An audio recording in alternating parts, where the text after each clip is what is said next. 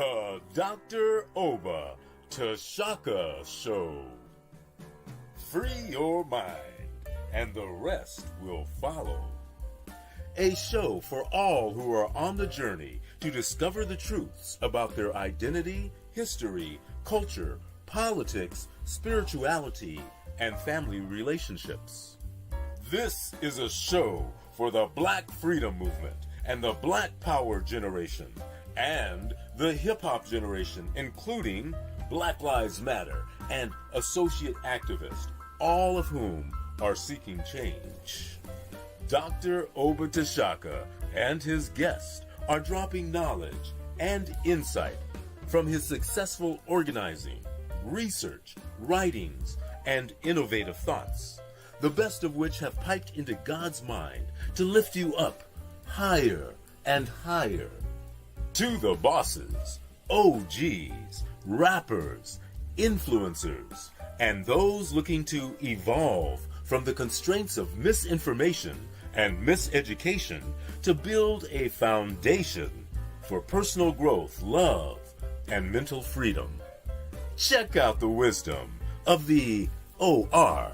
Yeah, that's the original revolutionary, Oba T, who inspired 1 million black men with his rousing speech at the Million Man March, and who continues to fight, write, and speak the truth. Dr. Oba Tashaka is one of the deepest deep thinkers in the world today. A quote by Dr. Asa Hilliard. Dr. Oba Tashaka, then Bill Bradley, was the best leader organizer in the Congress of Racial Equality, CORE. An endorsement from Dr. George Wiley, Associate Director of National CORE and the best organizer blacks produced in the 1970s as the organizer of the National Welfare Rights Organization. The Dr. Oba Tashaka Show. Free your mind, and the rest will follow. Greetings to the family here, to Strutting Lady Soul, a.k.a. Cosmic Upload. That's a heck of a name. Right on there, Lady Soul. Brother Ogawa, the hardest working man on YouTube and Facebook and Twitter. Been working his butt off for this show. Sister Robin, one of our most loyal, dedicated listeners and a very conscious sister. I hope someday we get a chance to meet sometime, since we're in the same area, the Bay Area. Too Loud to Zoo, one of our most conscious listeners and a person who helps us with these live streams and other things. A brother who knew Professor John Henry Clark.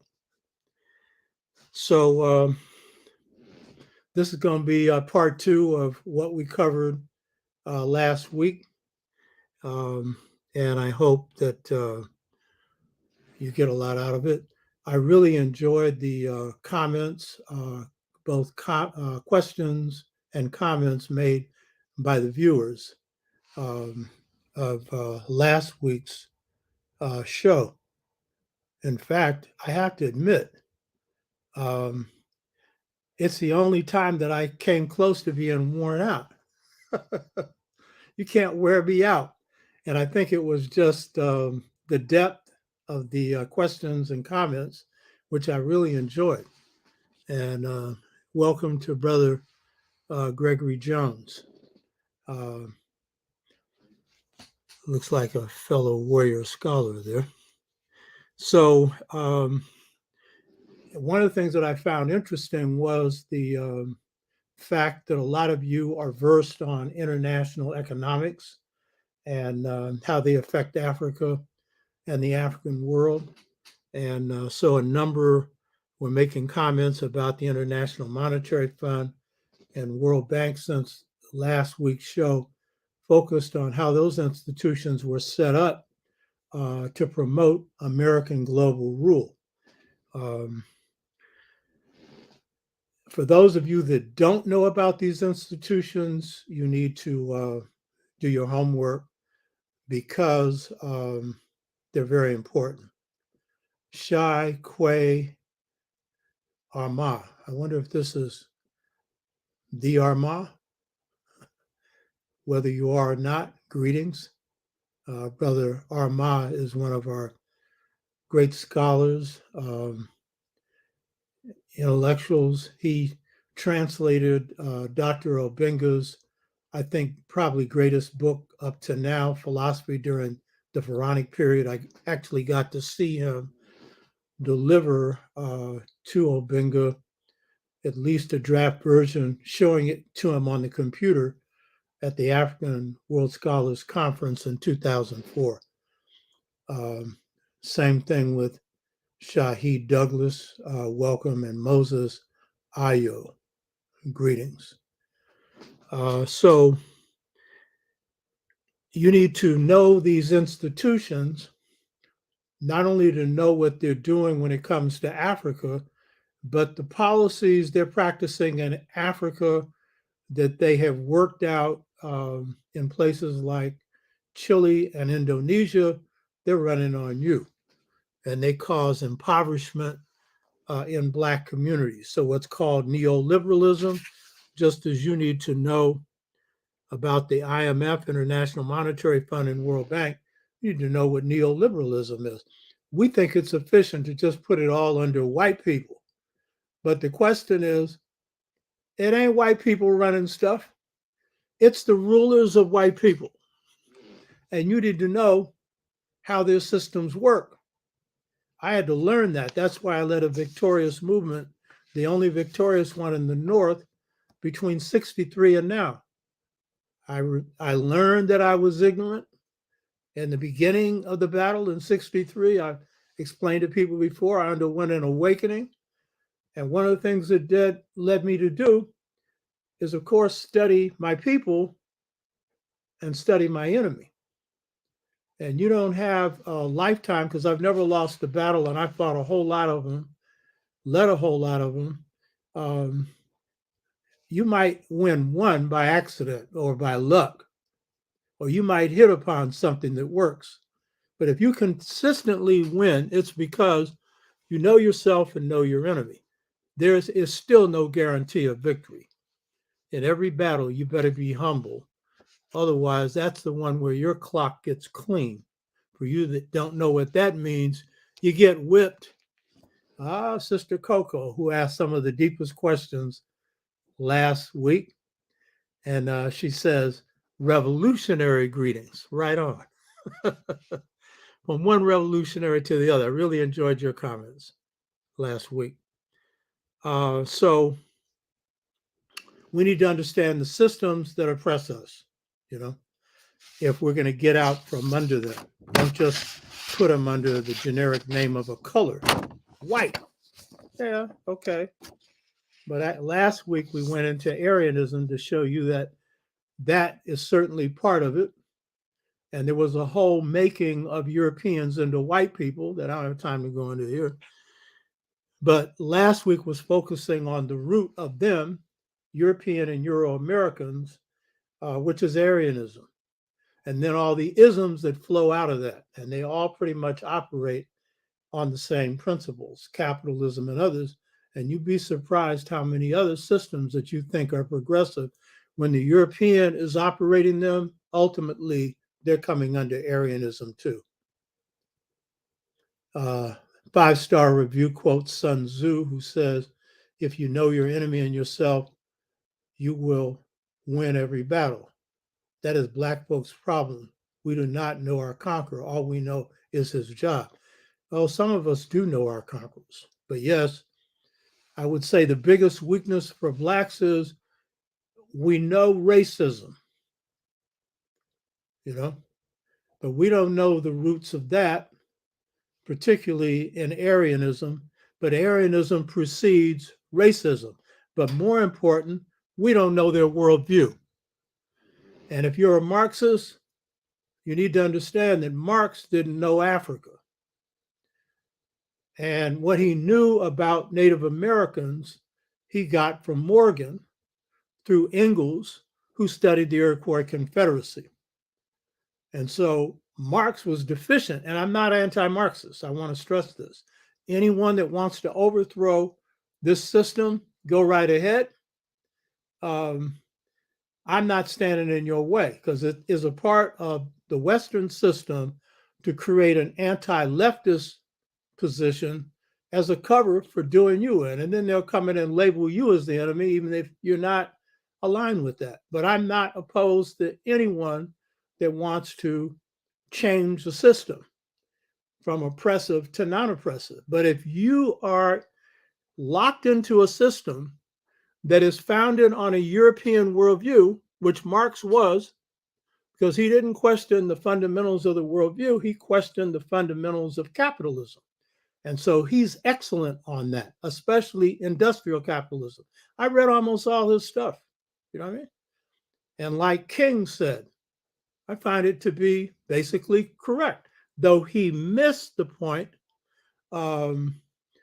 He missed the point of understanding how central the accumulation of capital through slavery was to the Industrial Revolution. His focus on surplus value and stuff like that didn't focus heavily on the profits gained from the free labor of Africans who also faced genocide as well as enslavement in certain parts of Africa. So I'm not putting down Marx. I'm simply saying that if you're coming from the same worldview, even though you want to modify it for improvement, and in this case, Marx wanted to modify it to equitably distribute the wealth, and that's why I'm not opposed to him. That's good.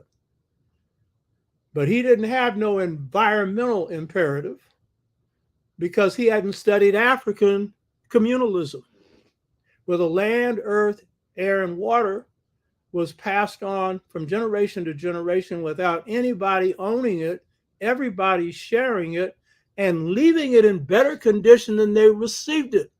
So, and the environmental imperative was central because it came out of an African worldview. So I'm just simply saying that study other systems, but draw especially on your own.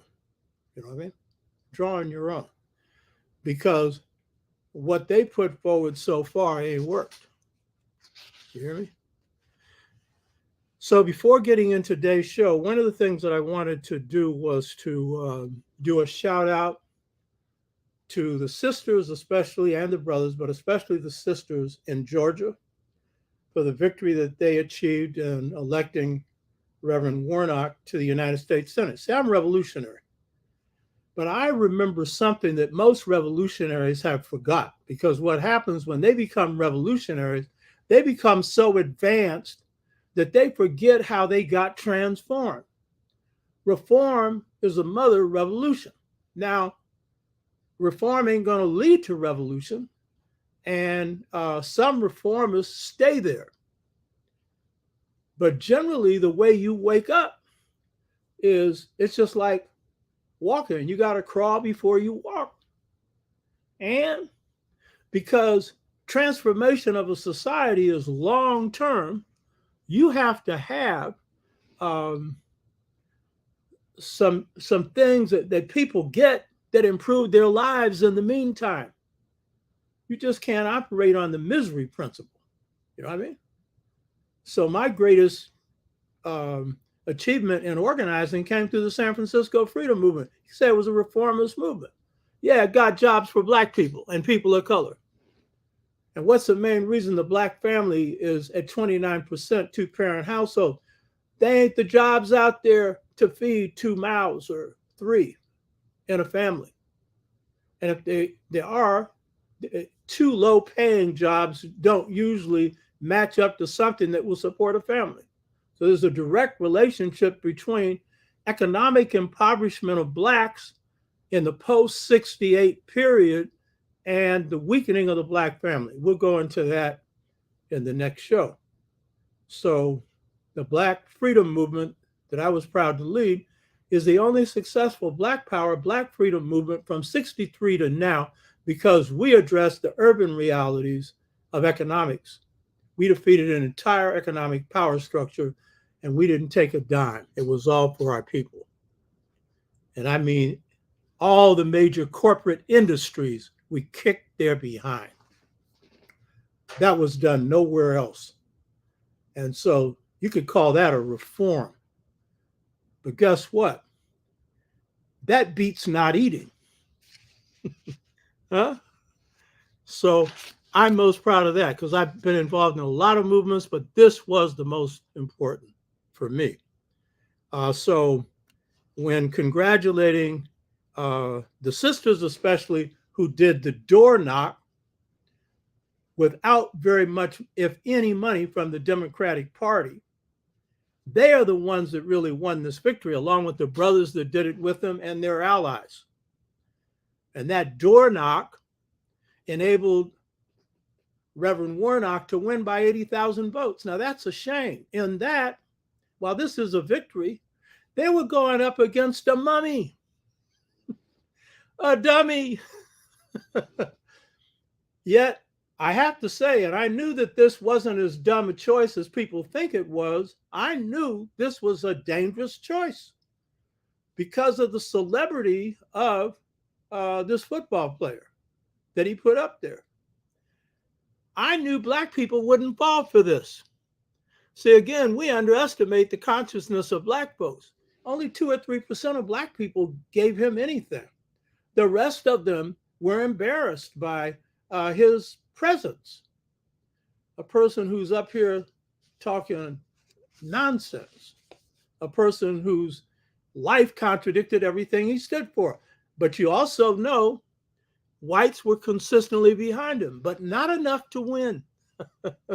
See, it's another thing we don't know. White people split. See, the Afrocentrists think they know white people because it's all white people, white people. White supremacy, white supremacy. You know, I don't use that term anymore. And you'll see really why in this analysis today, they're in decline. You're empowering them with that term. They invented it anyway. And then that's your whole analysis. White supremacy. But the reality is if Warnock won by only 80,000 votes, it means that he had to fritter off some other votes. Some people that voted for the Republican governor who stole the election from Stacey Abrams voted for Warnock. Some whites in the suburbs voted for Warnock because a third of the Democratic Party base is white. Whites are split. Remember the American War of Revolution. 1/3 for it, 1/3 against it, 1/3 neutral. There's a lot of ways to interpret that data. But the main one is they ain't all together on anything. And that's their history. That's also a part of Aryanism. It's very hard to get your whole people behind something when your system is based on doing you in. So enough of them have enough sense to at least see that.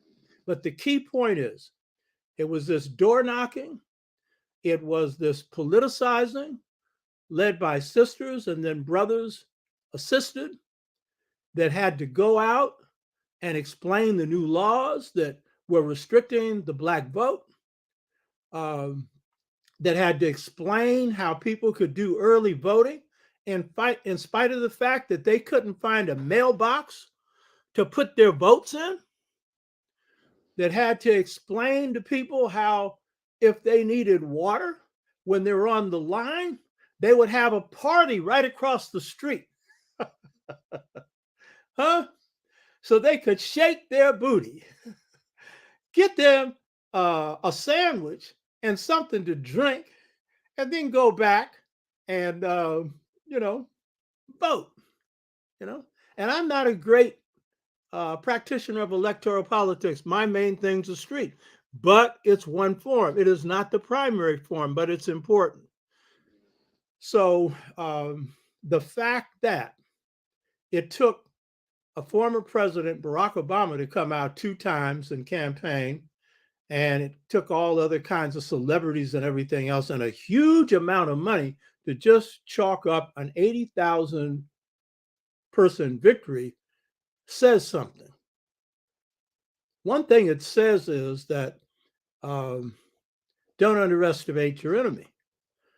But the other thing that it says is when you go messing with black people, we get mad. Black people got mad. They saw what was happening. They got mad.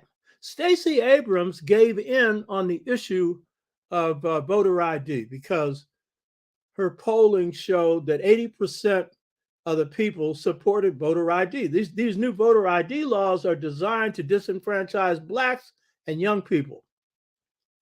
Those 80% that supported it were white, almost all.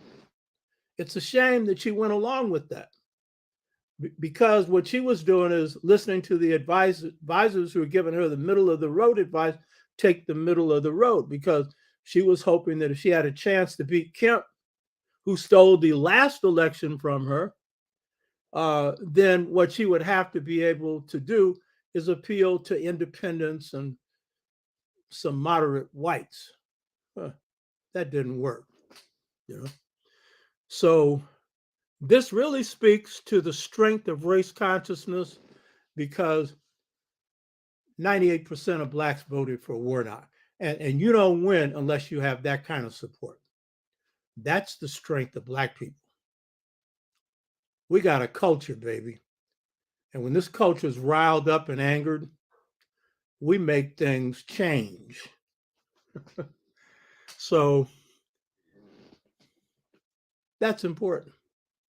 And right now, the Democrats have a little leeway until the House shifts to the Republicans to push through some stuff. And if they don't push through the John Lewis voter rights law, then they deserve to stick their heads in the garbage can or the toilet and flush it. Because that was on the bottom of Biden's agenda before when he was pushing for his infrastructure and everything else. It better go to the top because through federal legislation, you can put down some of this restriction on black voting and youth voting and Latino voting, but especially black voting. This is the second post-Reconstruction, and they're trying to play the same card that they played in the first one. The first one, they completely stripped blacks of the vote. In the second one, they're trying to do as much as possible. And right now, the Supreme Court is considering a case where it is being proposed that states have the final say on voting. If that happens, then you're going to see some real hell cut loose. Real hell. So again, these Democrats better get up off their behind and use this limited time to push that through. They should also get guaranteed minimum income. It should be around $30 an hour. $15 an hour gets you barely $30,000 a year. You can't even pay for rent on that in many places. So that's an opening. Christopher Sampo said, I think it shows how little people think actual qualifications aren't necessary to perform senatorial duties. Even conservatives had to know Walker was an order of fries short of a happy meal. Well, most people don't think you can be this dumb and serve in the Senate. It's just that when it comes to black people, a whole lot of white people will go along with that. They generally won't go along with it if they know that the white people are that down in the dumps, unless they wave the flag of racism. Then white people get real dumb. So yeah, there's a point to that. Okay, now let's get into today's show.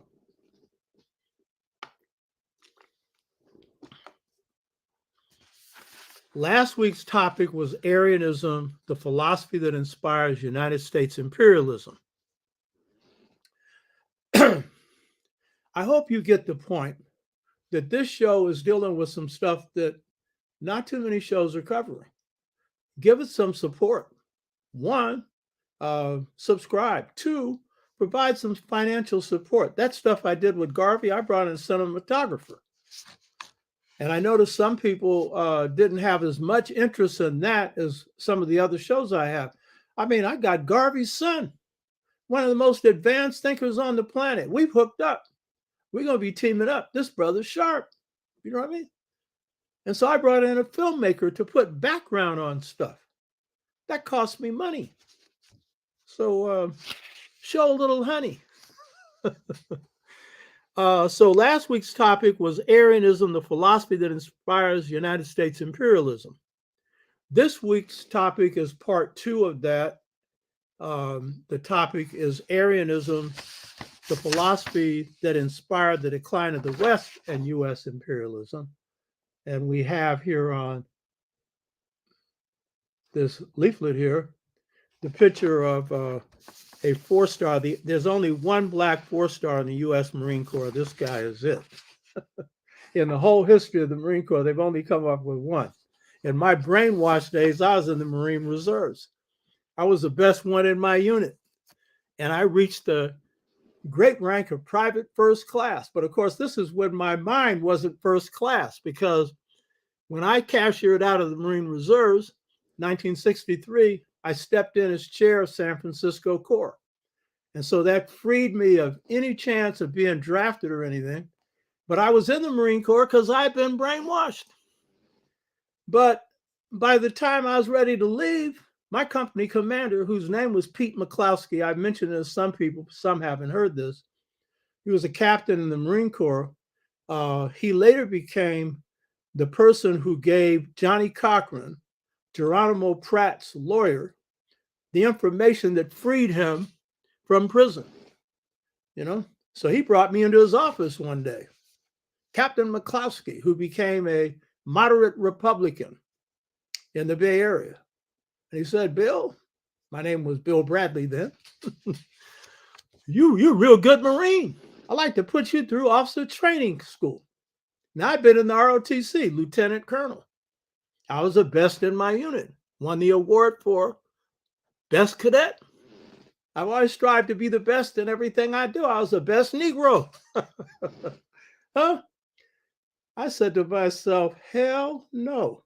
By then, I got to where my father was. And some of you are new, so I'm going to repeat some stuff my father said later on. Now, I know my father looked at me funny when I had these uniforms on.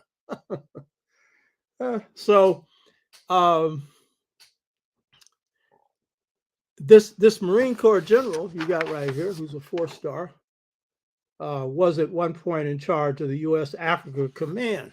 You know? So that's a part of the expression of U.S. imperialism, and that they would put a military system up in Africa. You know what I mean? Not too smart. Not too smart. So this week's topic, Aryanism, the philosophy that inspired the decline of Western United States imperialism.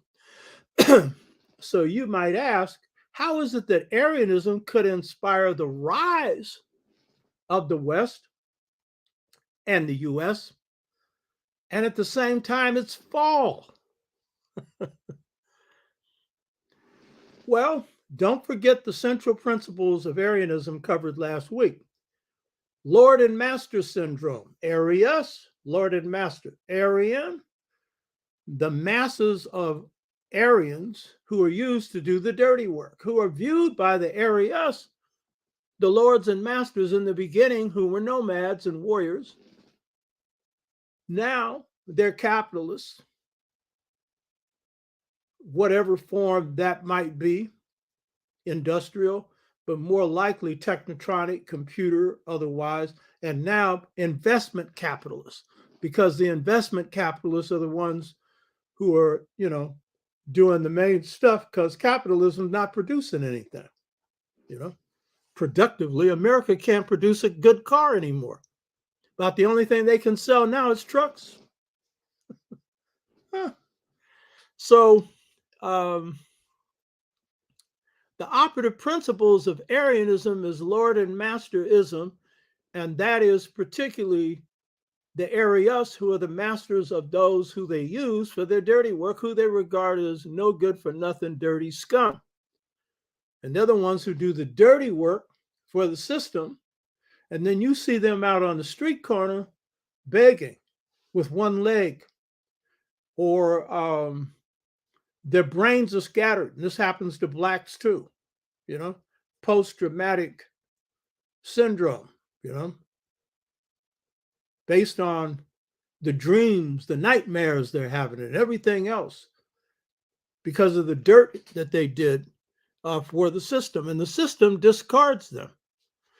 So how could Arianism that promotes rise promote fall? Because the very thing, and note here a basic rule, wherever your greatest strength is, there lies your greatest weakness. Know that. That's for everybody.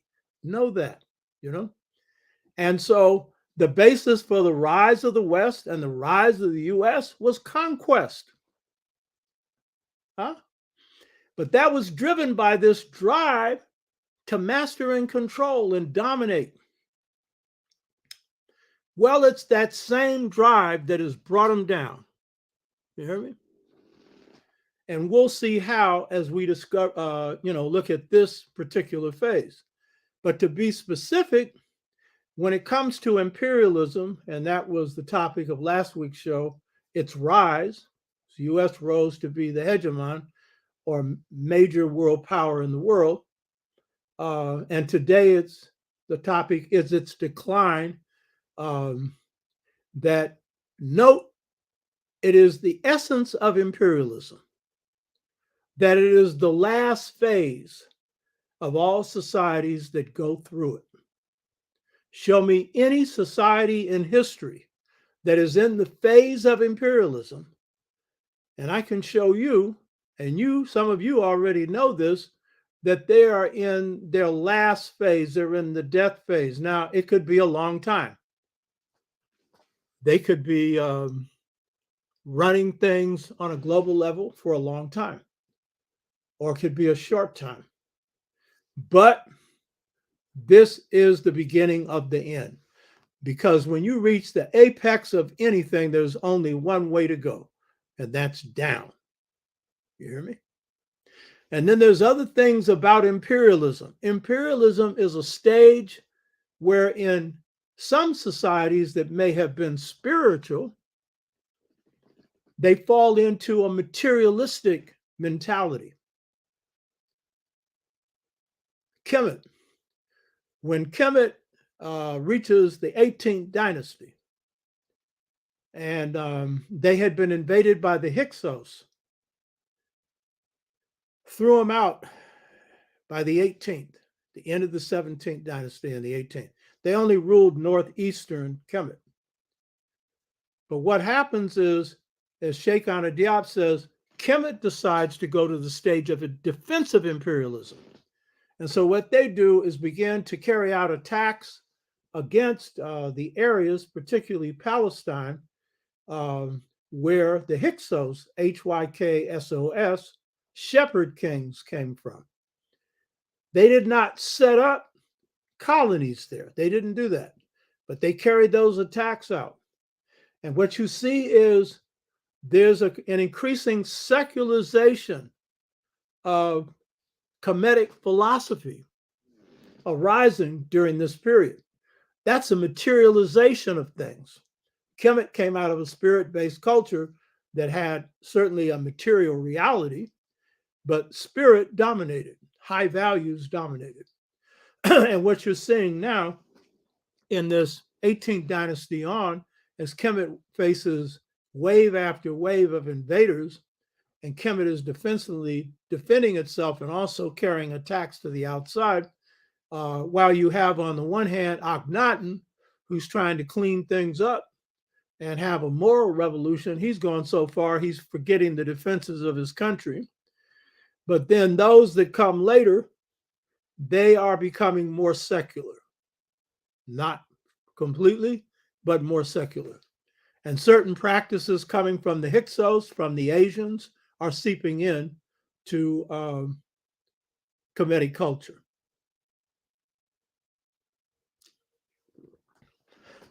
So this is the nature of imperialism. And those of us that are insecure when it comes to power, we always like to identify with the high period of power. So a lot of Blacks identify with the 18th dynasty as the greatest dynasty. I don't. Pre-dynastic or ancient Kemet, that's the greatest set of dynasties. They created all the Kemetic civilization other than the pyramids.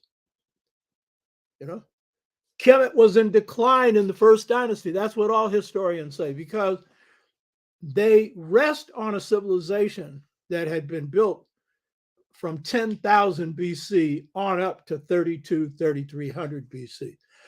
Yet it's this period of history that's ignored. Watch my shows that I did on the Twa. That's the foundation of Kemetic civilization, but more important, of world civilization. And then look at the series done on the Anu. These are agrarian Twa, who were the founders of the dynastic system of Kemet. As I pointed out before, Asar was Anu, one of these little guys. You know what I mean? So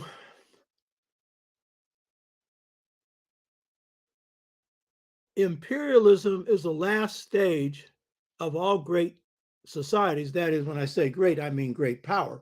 When you reach this point of power, then it's the beginning of the end. How long you're going to exercise that power depends. We don't know.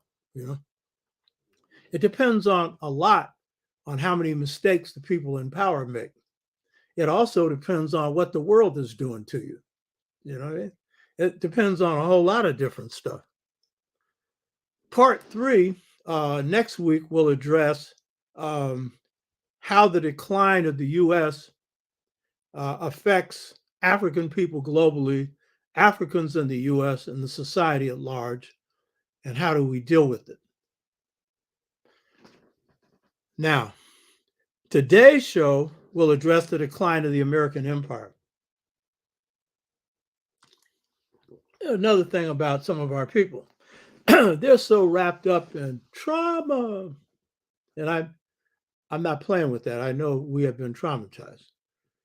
But some of us don't realize that there are changing world conditions. And what makes some people sad should make others glad, to paraphrase Malcolm X. And when somebody's got their foot on your neck, the fact that there are things happening globally as well as nationally that kind of knocks those who've got their foot on your neck off of balance, that's not such a bad thing. But you need to understand why. But to do that, you got to think beyond the area. So normally when people are dealing with imperialism in the United States, before getting into its decline, I want to focus briefly on its rise. Imperialism in the United States, usually, according to the story, starts around 1898 with the U.S. taking over the Philippines and moving on Cuba, moving on Puerto Rico, and then later Hawaii. It should be noted that the British encouraged this because they wanted their kith and kin, their children, to get used to the bloodlust of imperialism. And they gave the go-ahead on this on a condition. The condition was that the Americans support them as opposed to the Germans. Americans were fine with that.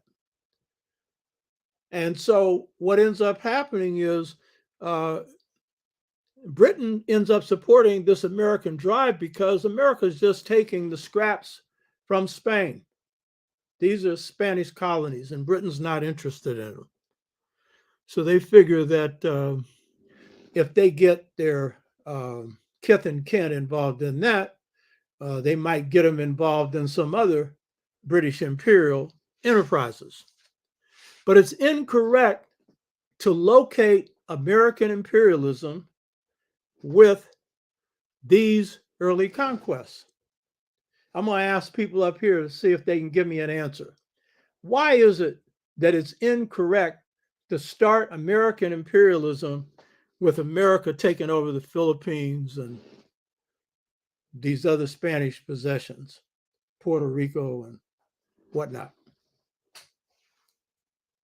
Can anybody put up a reason why this is a false analysis? Can anybody just put on the screen there their opinion of why it's false to start imperialism with America gobbling up the Spanish empires? Can anybody do that?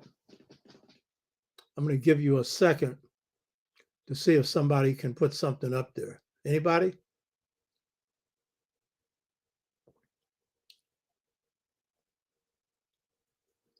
I'm waiting. All these sharp people here. Okay. Yes, there you go. Tie 313. Good answer. Because America was a colony. Exactly. Because the British, who were the primary invaders, the Dutch, the French, the Spanish, they had all come in here to take the country from its native inhabitants. So America was a colony from the beginning. It was an imperialist operation from the beginning. And it was a domestic colony. And it became a successful one because of genocide, because of the successful effort of the people who came here, the whites, to wipe out 90% of the Native American population, which is generally ignored. And then, as someone just noted, to seize nearly half of Mexico, bring us in as the enslaved. And then the people whose land they're stealing, then they call them aliens, both those who are living here and those who come across the border. And why they come across, that's a whole nother discussion. But the point is, America was an imperialist power from the beginning. And so if your founding is based on genocide, then enslavement and land theft, then when you stretch out into the outer world, it's going to be real bloody, because there's a savagery and barbarism that's inherent in how your country was set up. It was Toynbee who said that America is the only society that went from savagery to barbarism without experiencing one day of civilization. And you can match that with the fact that almost every year of this country has been engaged in war. Almost every year. So this is the nature of that. And I see Ty 13. He is talking about Australia. Yeah, the extermination of the Aborigines and the Tasmanians. Same thing. In fact, it should be noted that the imperial project carried out by the West was a genocidal project because it was carried out against people of color. And so you had the erasure of all Native American people of the Caribbean, the Caribs, the Araks, wiped them out, and then turn around and have the nerve to define themselves as civilization, and then to try and wipe you out, and then you running around, not you that are watching the show, running around talking about how we were dehumanized in slavery. Oh, like hell. Just because you're in the mud doesn't make you mud. You might be muddy, but that don't make you mud.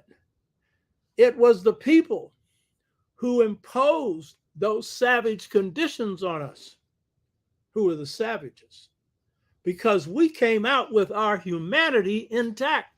I understand this film that Will Smith has done is pretty good. People should check it out, because I haven't seen it yet, but that he picked this scarred African and took him through his life. I haven't seen it, but I read Dr. Raymond Winbush's review, and I'm going to watch it, that apparently he captured the essence of enslavement. It was resistance. It was resistance. That's why the mantra of the spiritual blues was, before I'll be a slave, I'll be buried in my grave, go home to my Lord and be free. That was the mantra, by the way, of the Black Freedom Movement as well. And that was the mantra of the spiritual blues, the high point of New African culture, the foundation of the art form. It was resistance. And if you're oppressed, there's just one question. What are you doing to resist that oppression? So when we talk about the decline of the West and the U.S., we need to start with what its rise was based on. And start with the fact that before America becomes a world power, it's a genocidal, domestic colonial power. That doesn't mean we are oppressed under domestic colonialism. Native Americans are. We're under semi-colonialism. It's a little different because they brought us from somewhere else, brought us here, and then we face this oppression here. That's a little different. And it's important to make that distinction because it has to do with outcomes later. Because if you're a straight up colony, then all you have to do is push for your liberation, and sooner or later, that means you're running the society you're in. A lot of reasons why that isn't true. And of course, for Native Americans, you could say that's not true, but it is true for the areas in which they live. And you could say that could be true for us, but we don't all live in one area. There's a lack of contiguous land base for us that is normally a part of what you would call colonialism, domestic or other. But that's another question. So, so if we are to contextualize the rise of Aryan or European power in the 18th and 19th century, then I have no time to go into that now, but it begins with the fall of Moorish power in Spain. 711 AD. And from that to 1491, the Moors and the Arabs ran Spain. But when that rule is ended, then you see the Portuguese, among others, beginning to move into Africa in their exploration period. This is the beginning of Western imperialism in Africa. And I'm not going through all of this today. And then in their internal struggles that the Europeans have, by the time that they began to carve up Africa in the Berlin Conference, Britain had been the global hegemon or global ruler for almost 300 years. And this had come through sea power. And it had come through some very good British admirals and luck, because a lot of it had to do with luck. But by the time they moved on Africa, along with the French, the Dutch, the Germans, others, they had largely settled the conflicts between them so that they could focus on Africa. So this is a brief thing. You need to study this period. So the rise, if we're going to talk about the fall of American power, we need to be clear about the basis for its rise, because it's got a lot to do with its fall. And the fall of Western power, which it has fallen. The rise of Western power, Aryan power, in the modern period, 19th, 20th century, was based heavily on techniques coming out of the Industrial Revolution. The particular technique that enabled the rise of Europe and the U.S. was gunpowder, specifically the Gatling gun. but it was also naval power. And then later, with World War II, air power. But the key thing about air power is you can't win a war in the air. So if your power is based on air power, you better be able to convert it with troops on the ground. You better be able to knock down victories on the ground. And if you don't, the air power will tear things up on the ground. But we have some historic lessons that we'll get into later that prove that that won't give you the victory. So the basis of the rise of Aryan power had to do with the possession of techniques in the hands of the West. Techniques they didn't invent. Gunpowder, they didn't invent. It was invented in China. And Africans had used it. They had used it for religious celebrations in Kemet. And the Moors had used firing sticks in Spain. And while the Chinese developed gunpowder, and they had developed cannon power, which indicates advanced gunpowder, they didn't integrate it into their military, meaning they didn't make it the central component of warfare. Why? Because they didn't have to. At that point, you didn't have anybody else that had it. And then China made the mistake of shutting itself off from the world and not keeping up with what the world was doing. And at that point, as particularly the West begins to use these techniques and particularly go through an industrial revolution, then it changes power relations in the world. So the rise of Western power was centered largely on the fact that in the beginning, the West had the exclusive possession of industrial power, and out of it, gunpowder and gun power. They had the exclusive possession of that. While the Chinese knew gunpowder, they had not developed the industrial system nor made it general among their military, and they were in decline as a power ruled by emperors. That was undergoing change. So the rise of the West has got to do with this, the possession of techniques exclusively in the hands of white people, of Aryans. And then with that, there is the whole brainwashing that occurs and everything else with the missionary enterprise and other things. And so there's a new elite that emerges in Africa, for example, that has been Western trained. And there's a shift in their mentality from the traditional mentality of the African. And so this is key.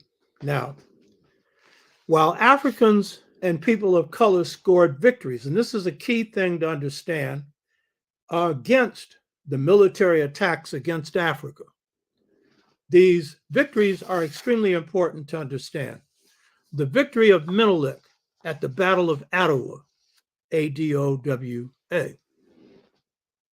where he defeated the British, and before that, the Italians, or defeated the British first and the Italians second. The victory of the Zulus at the Battle of Islandoa under the Zulu king Setoweo. Islandoa is a significant military victory because the fighting forces of the Zulus, who had the greatest discipline going militarily on the planet, set up by Shaka, Zulu warriors could travel for miles barefoot. They didn't wear shoes because it slowed them down, and engage an enemy in battle. And they used an asigi, which was a short stabbing spear. So whereas most warfare in Africa had been throwing a spear and most people not getting stabbed or killed, Shaka introduced something that's a killing enterprise. But that Zulu discipline was key. And so Cetewayo uses that. And at the Battle of Islandua, he's able to break the British square. Now, this is a big achievement because the British square, at that time, the British had single firing rifles. So they'd have a square of maybe 7 lines, one right behind the other. And so one would shoot, reload, then the second would shoot, and then the third, while each one was reloading. So to break that square meant that you were going under continuous fire, and the Zulus defeated the British at the Battle of Islandua. Big thing, big victory. And then they have the victories of the battles of Ntombe and Hulambani, again under Cetewayo. Big victories because of the way in which the Zulus organized.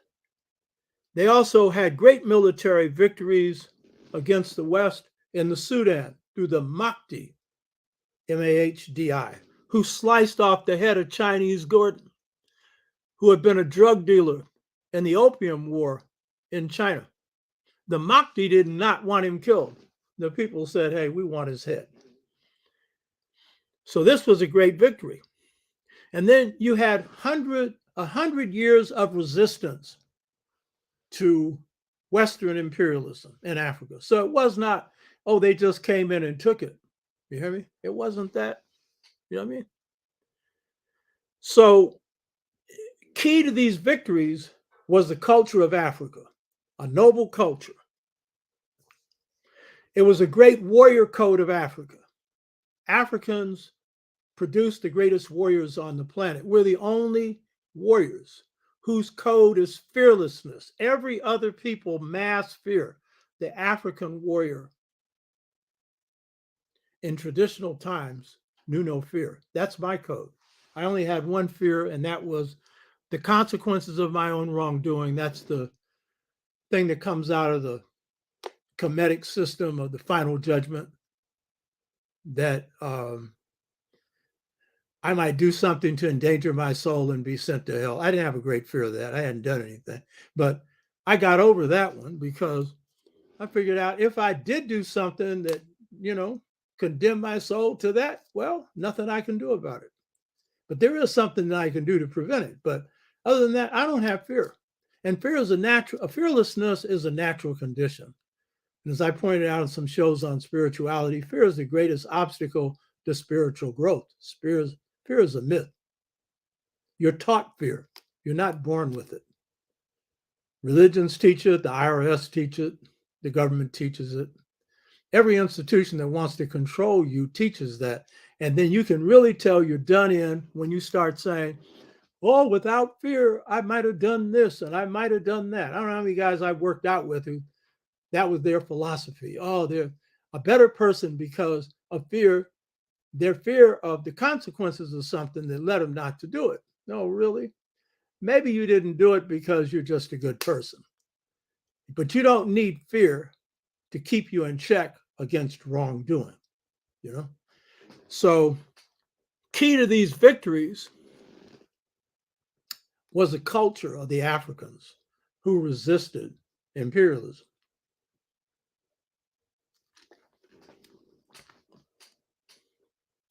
But the problem with these victories is that these were armies going up against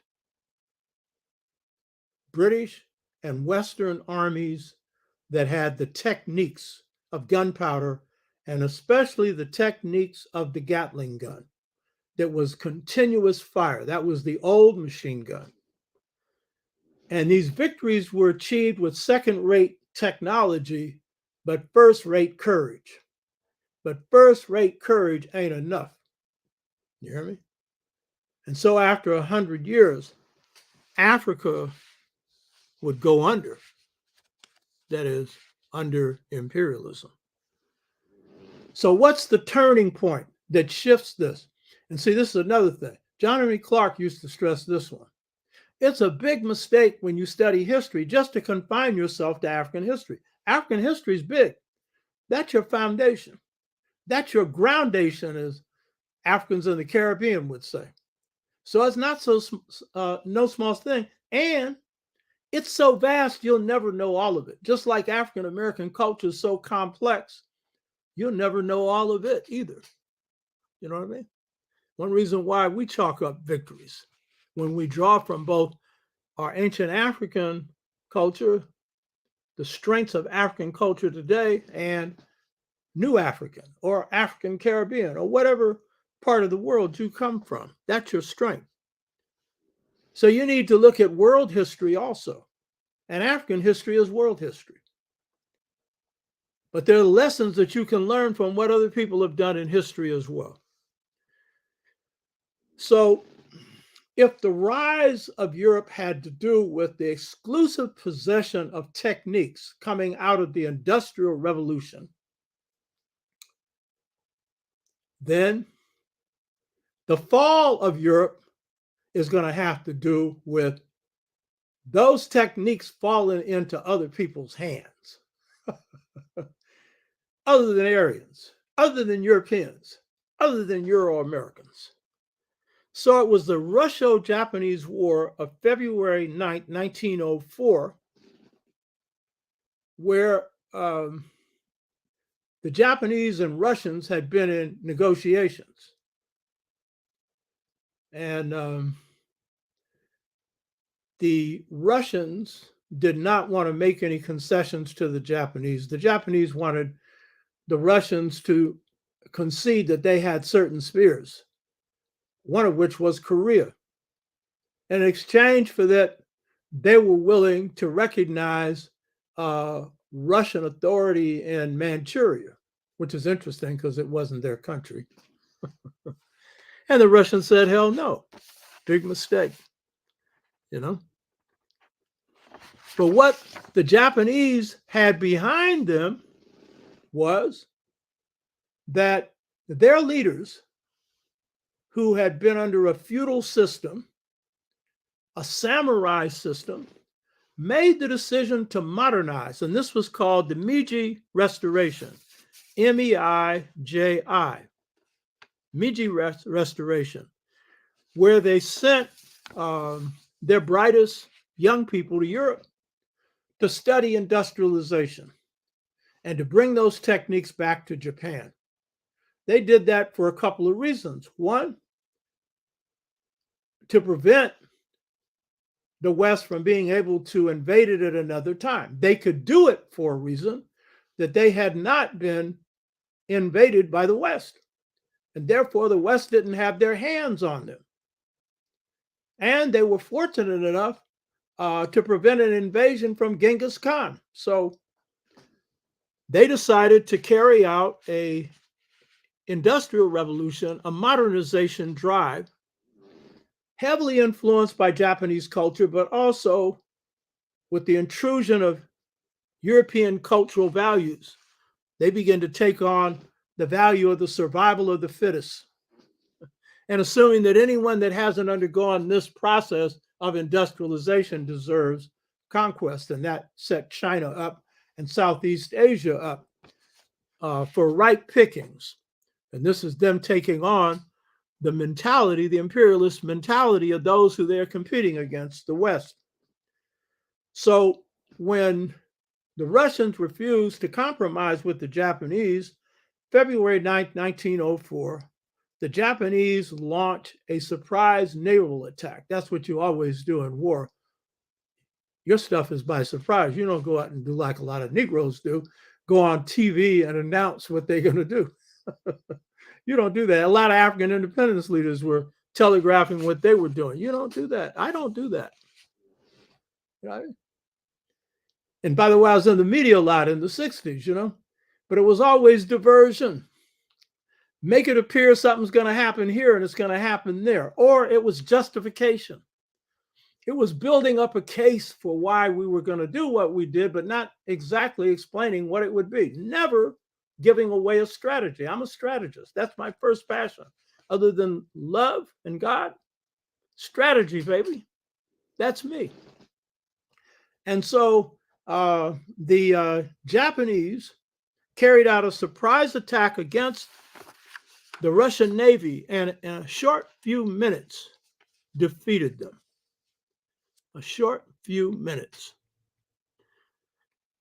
And after a while, a peace was worked out in which Teddy Roosevelt took part. And that was a signal in a peace treaty of the defeat of Russia. Now, this surprised the hell out of the West because what it did is shift power in a region, in this case, Asia. Russia, as is Europe in general, is a part of Asia. It's a Euro-Asian nation with a heavy mix of Asians in their own population. And this was the beginning of the end of Russia as an imperial power for that period. And it brings on the 1905 revolution in Russia, softens them up for what would become the Russian Revolution during World War II, led by Lenin and Trotsky and others. So what did this signal?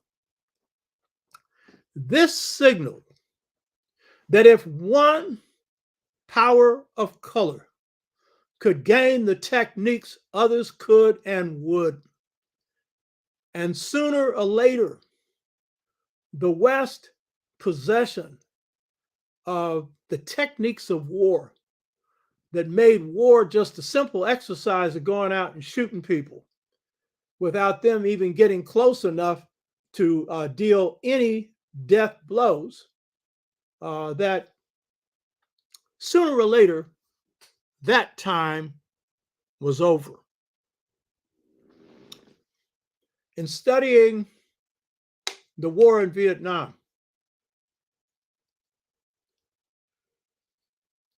I studied Ho Chi Minh, looked at him. He, great leader of the Vietnamese Revolution. As I pointed out in a previous show, he was heavily inspired by Marcus Garvey to go back to Vietnam and fight for the liberation of the Vietnamese people.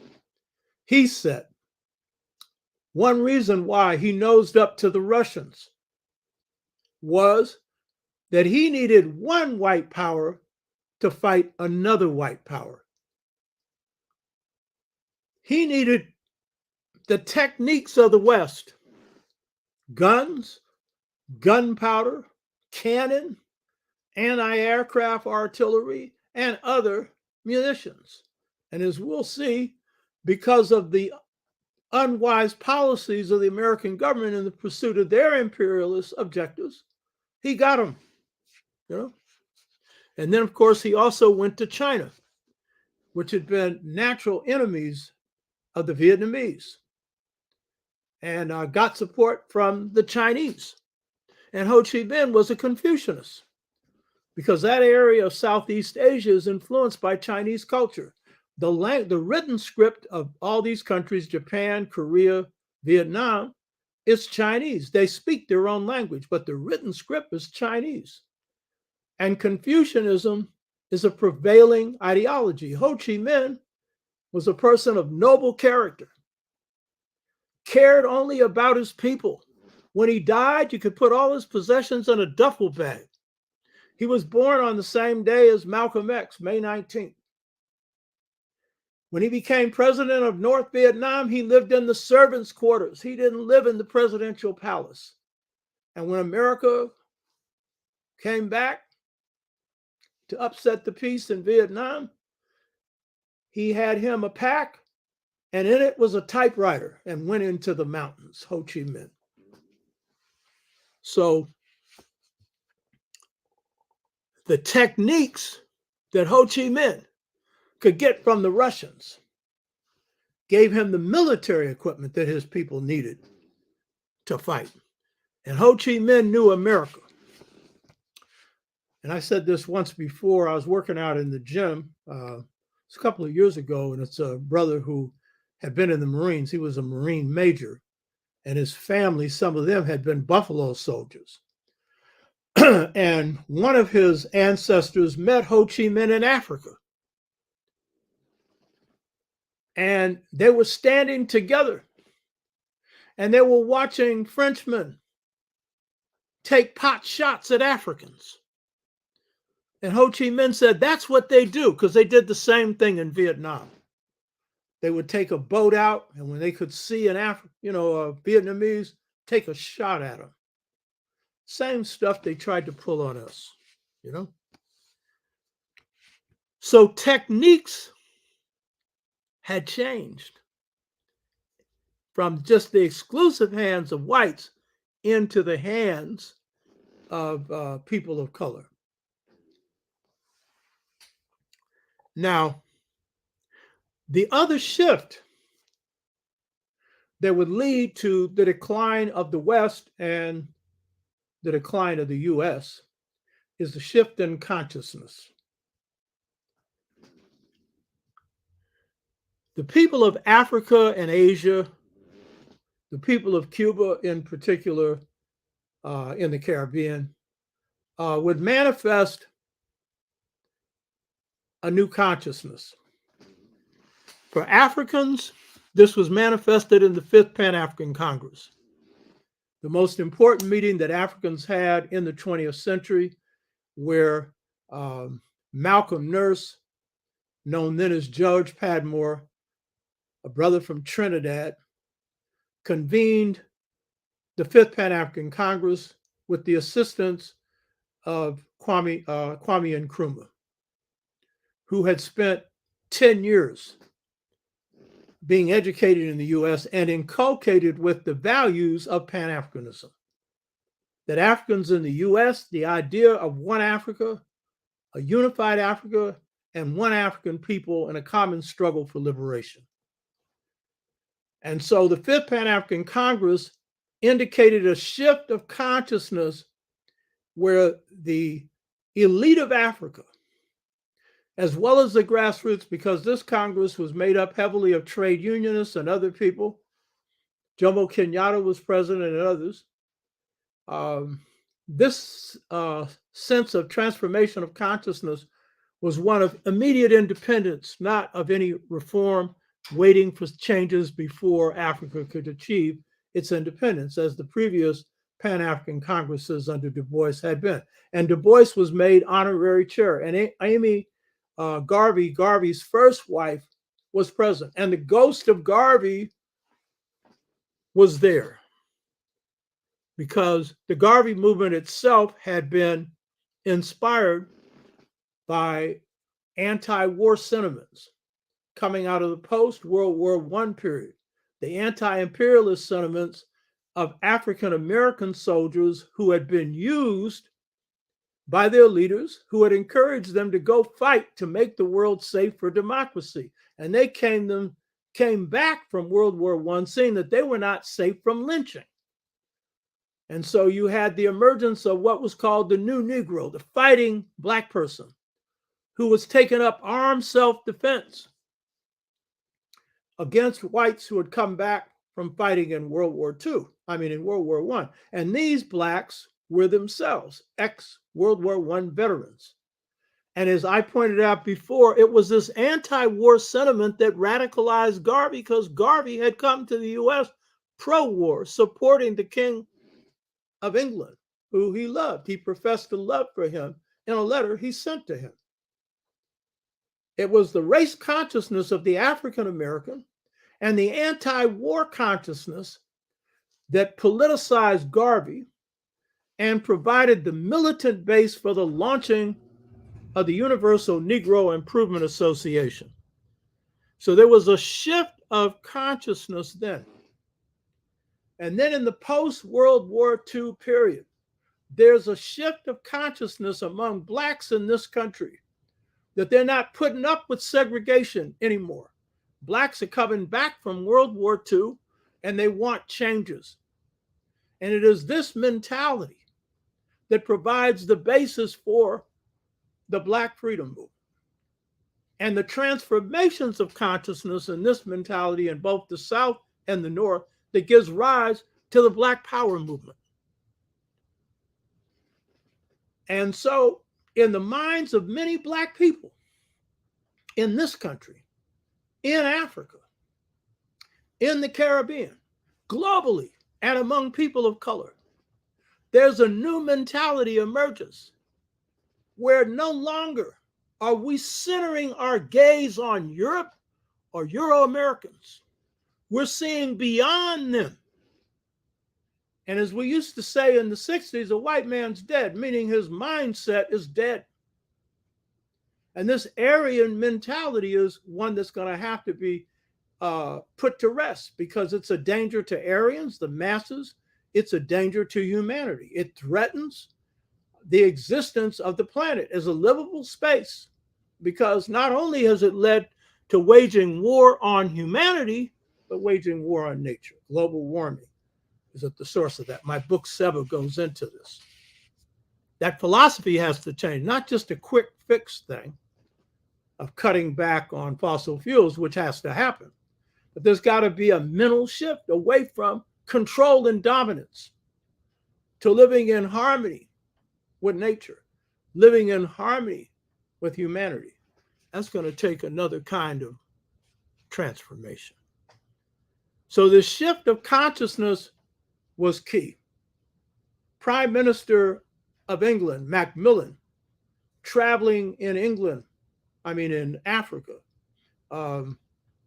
at the end of World War II, he made the comment, the winds of change are blowing in Africa, meaning it's a new kind of African here.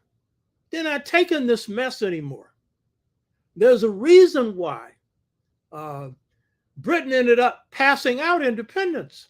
It wasn't because they were generous. They didn't have the power to hold on to those colonies anymore. What you learn from that might teach you something about what's going to happen for Africa down the road. So last week, I focused on World War II and how America emerged as the global world power, filling the global vacuum as a global leader of the world, not by vote, but by power, and how they set up institutions and stuff to run the world. And that was being planned during World War II. And understand, don't think this is mighty whitey just planning stuff, because until the Russians had shifted the balance of power with Germany, then all things were up for grabs. Germany had Europe. They could have wiped out the British army, but Hitler had been indecisive. And when he finally made the move, 300,000 German soldiers, British soldiers, had been rescued. So a lot of outcomes in war, at the end, you can say, oh, yeah, this is the way it was. No, in the beginning, it could have gone either way. And so when America was doing all this planning for the post-World War II period, it was on ifs. If this happened, we can do this. If that happened, we can do that. But when it's clear that Britain's down the tube, Germany's defeated, America begins then to assume its position as a world power. Now, what happens is, at this point, America has two options. One is, at the end of World War II, they can do as they've done in every previous war, disarm. And they can use their vast industrial power to enrich its ruling elite and give enough crumbs to the masses of the people that they'd be satisfied. Because that's probably all they would do. But enough to feel that they had some prosperity. You know what I mean? They had that choice. And they were, of all the world's powers, great powers, the only one not damaged by World War II. So they had that choice, At the end of World War II, Russia had lost 27 million people. They had defeated 200 German divisions. When America enters the war at Normandy, because that's really when they started to play for keeps, the war was already won because there were only 10 German divisions that they had to face. And the Russians would have taken them out had they not gone against them themselves. But to watch the movies, you would think America won World War II. So who wins? The one who defeated 200 divisions or the one that defeated 10? It's pretty obvious. Now, towards the end of World War II, Stalin and Russia established a relationship. Stalin realizes that the American power is far greater than his. And so there are a number of agreements and concessions that Roosevelt wrests from Stalin. One of them is that Stalin not support Mao Zedong. Mao Zedong led the Chinese Communist Party and would eventually be victorious and rule China. But at this point, he was leading the Chinese Communist Party. And Roosevelt called for Stalin to support Chiang Kai-shek. Chiang Kai-shek was a ruthless dictator, a gangster. And he did. And Mao was forced into an alliance with Chiang Kai-shek, which eventually would lead to the Long March, death of a lot of Chinese. So this was a concession that Stalin was willing to make. He also asked Stalin to neutralize the left in France so that they would not push for socialism in France. And he did. He did the same thing in Greece. Stalin, in fact, went to forces in Greece and told them, you don't want to go up against the United States with all their power, blah, blah, blah. He was perfectly satisfied to be in a relationship with the United States. Now, Stalin was no good. He killed almost as many people as the Germans did. So I don't think I got any love for Stalin. But the point is, he recognized his position in the world order and expected to get aid from the U.S. to be rebuilt since they had saved the West. So, and also,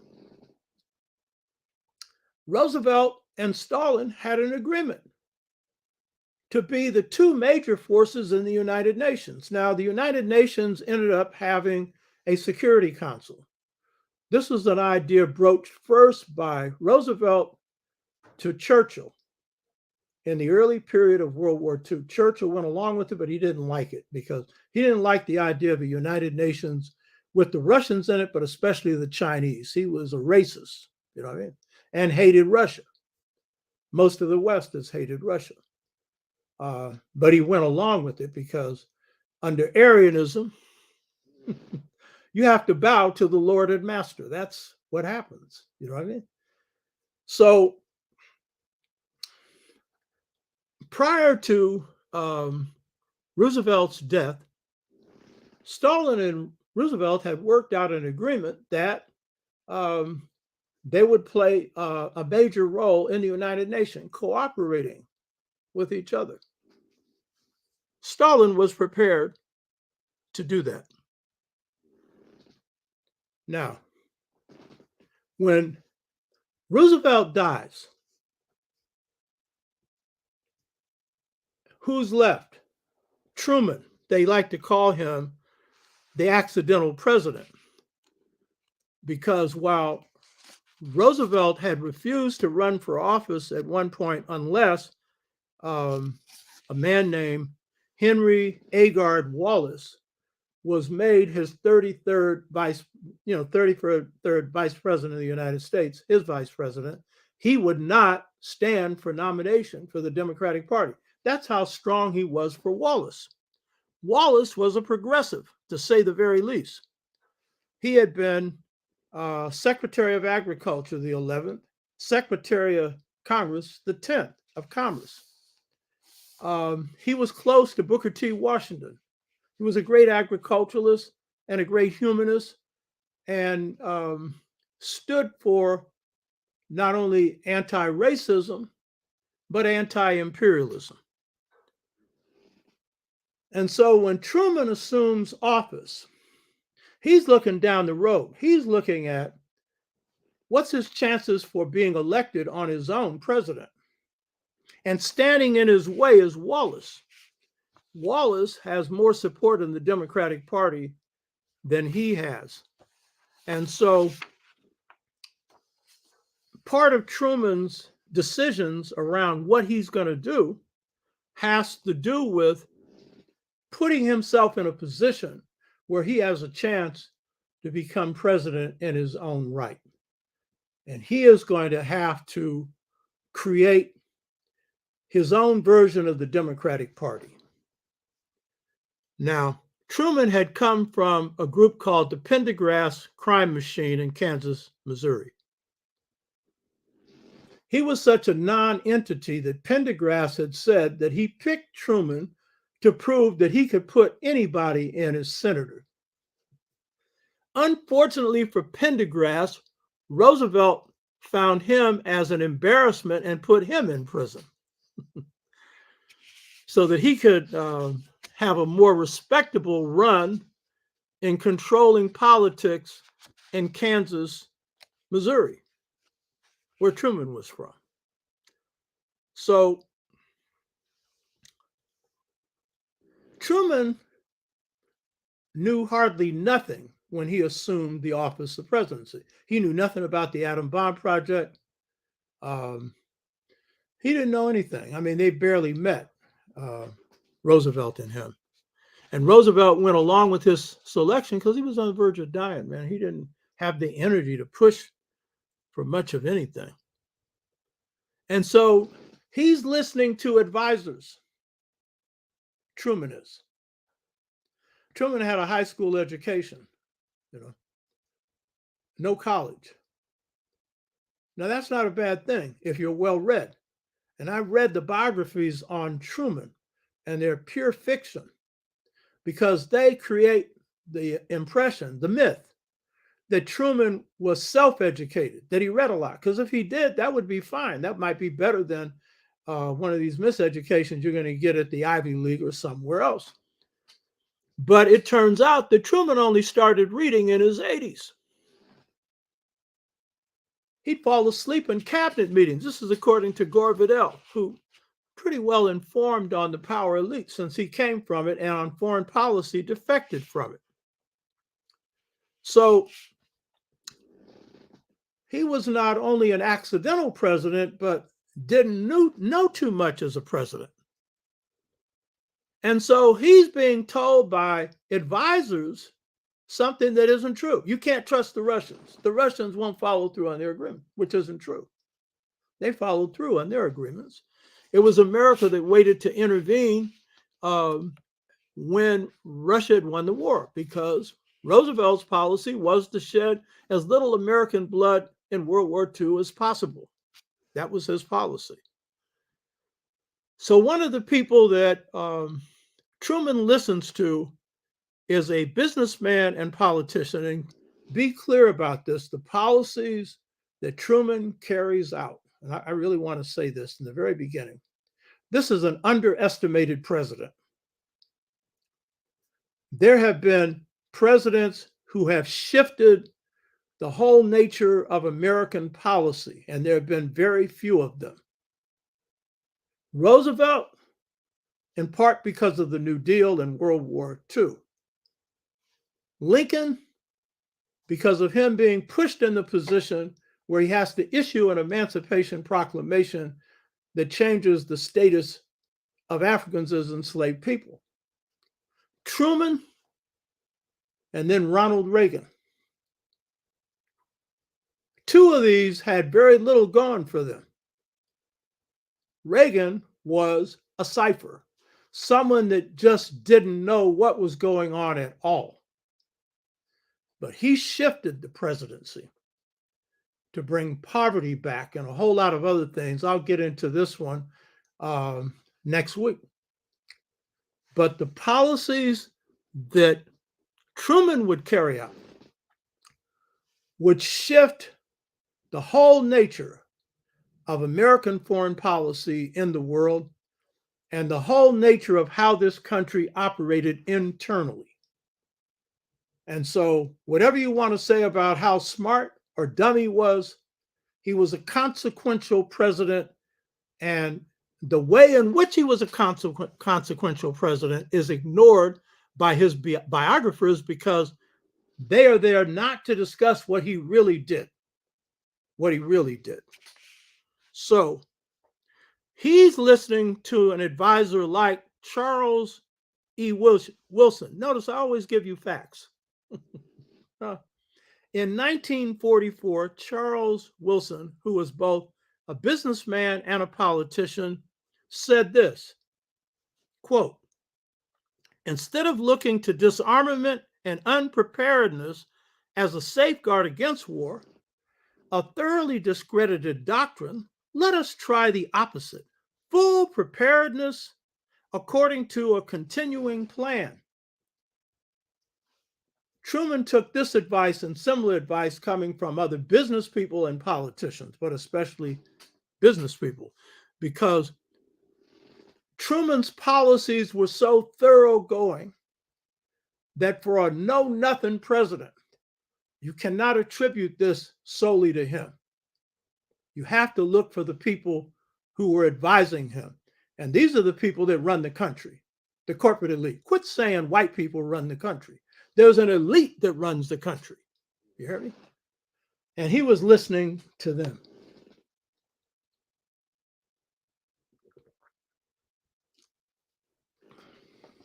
This corporate elite had been heavily enriched by a war in which prior to World War II, they had supported Hitler. And as I note from one of the observations previously, Hitler's Third Reich was based on the U.S. It was based on the genocide of Native Americans, the reservation policies and ghetto policies against Blacks and Native Americans, and the whole way in which lobotomies and stuff were performed on people. All of this, Hitler based his Third Reich on. And he said so in Mein Kampf, you know. So the picture of World War II is the good against the bad is really stretching stuff, really stretching stuff. These are birds of a feather. They just had a fight over who would rule the roost.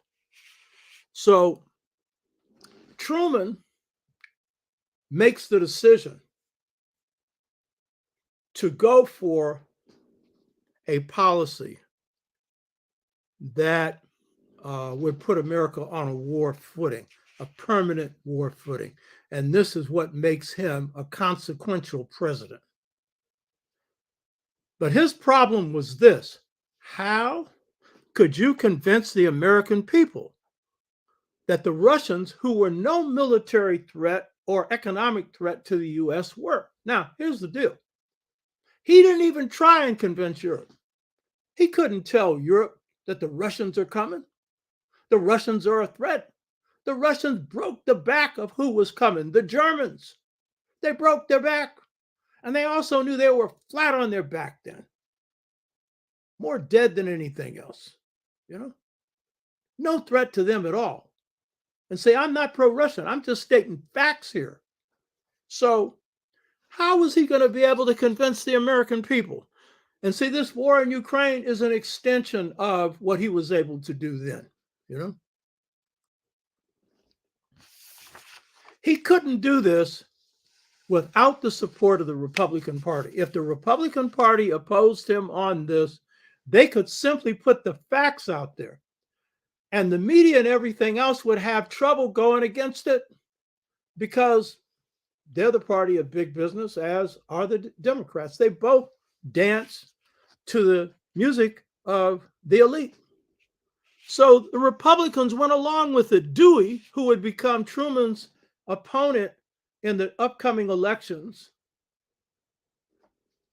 Truman gets Dewey to go along with it, and the major leaders of the Republican Party, they're signing their own death warrant.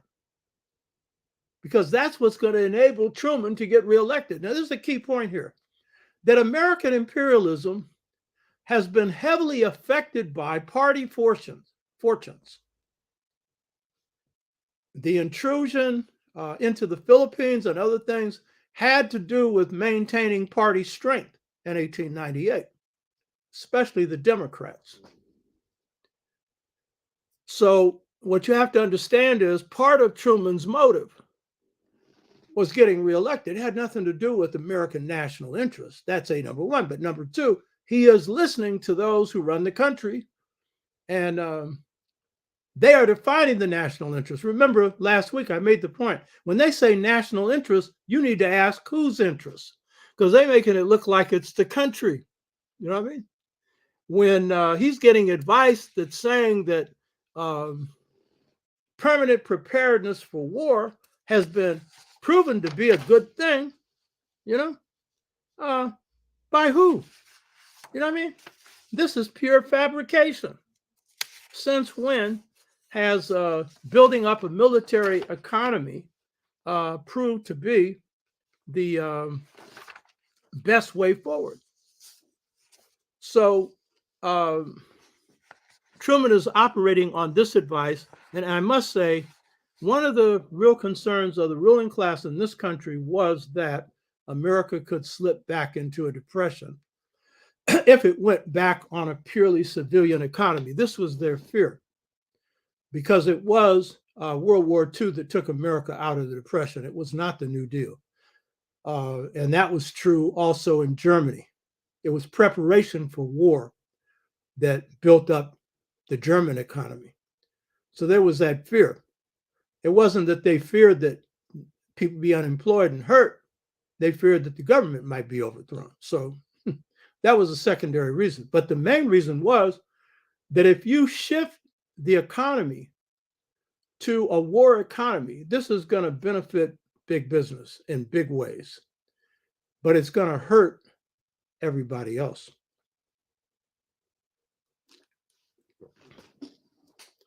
So a Republican senator named Arthur Vandenberg met with Truman. Now, this is the other party telling him how to sell this war doctrine. He tells him, if you want to put America on a war footing, if you want to get the budgetary approval from Congress that you need to hike up the military budget, then what you're going to have to do, and I'm quoting from Vandenberg. Notice I quote, you're going to have to scare the hell out of the American people, end of quote. Huh? That's really not hard when you've bred a people on fear. And again, the Lord and Master syndrome. On the one hand, the Lord and Masters who treat the people with contempt, all they have to do is lie enough and then get enough of the press and both political parties to go along with it. And I've noticed when I'm outside this country, it's like it's a propaganda vacuum. You can go to other countries and get all kinds of information. You go to Africa, Africans are well informed on politics. The Caribbean, everybody's debating politics. Even in Europe, in this country, it's a propaganda vacuum. And unless you have alternative sources of information, you'll be fooled. And it didn't take too much to fool people. So starting with October 23rd, 1947, Truman started delivering Red Scare speeches. That is, the commies are coming. The communists are going to do you in. By saying that the French and the Italians were threatened by the Russians. Pure bull. It is true. The Russians posed a threat to Poland, to Eastern Europe. These had been the places where invasions had been launched against, particularly Poland, against Russia. And they had been, at that point, conquered by Germany. And what's also true that is normally missed is See, when I started apprenticing under John Henry Clark, I mentioned this before when I was showing you the library here. John told me to read the 6 volumes of Churchill on World War II. Well, in one of those volumes, Churchill goes to meet with Stalin. This is towards the end of World War II. And they reach an agreement that Stalin could have Poland. And this agreement was reached on a napkin. And when Churchill is leaving his meeting with Stalin, Churchill says, what should I do with the napkin? Stalin said, keep it. The Americans under Roosevelt had also agreed that this was a Russian sphere of influence. You know, it's like their lake. So this whole concern about the Russians are coming, the only valid concern would be over Eastern Europe. And the fact is that the U.S. and Britain had no concern for protecting Eastern Europe from Russia. And that was the only threat that Russia posed. And that was not a threat of full-scale occupation of Eastern Europe. Russia's finances, military forces, their power was sapped. It's only when Truman begins to pursue his Cold War policies that the Russians then have to do Russification in these Eastern European countries. They didn't have to happen. He would have kept them under a leash, but it would have been a longer leash. But once Truman does his number, then he causes the problems, you know.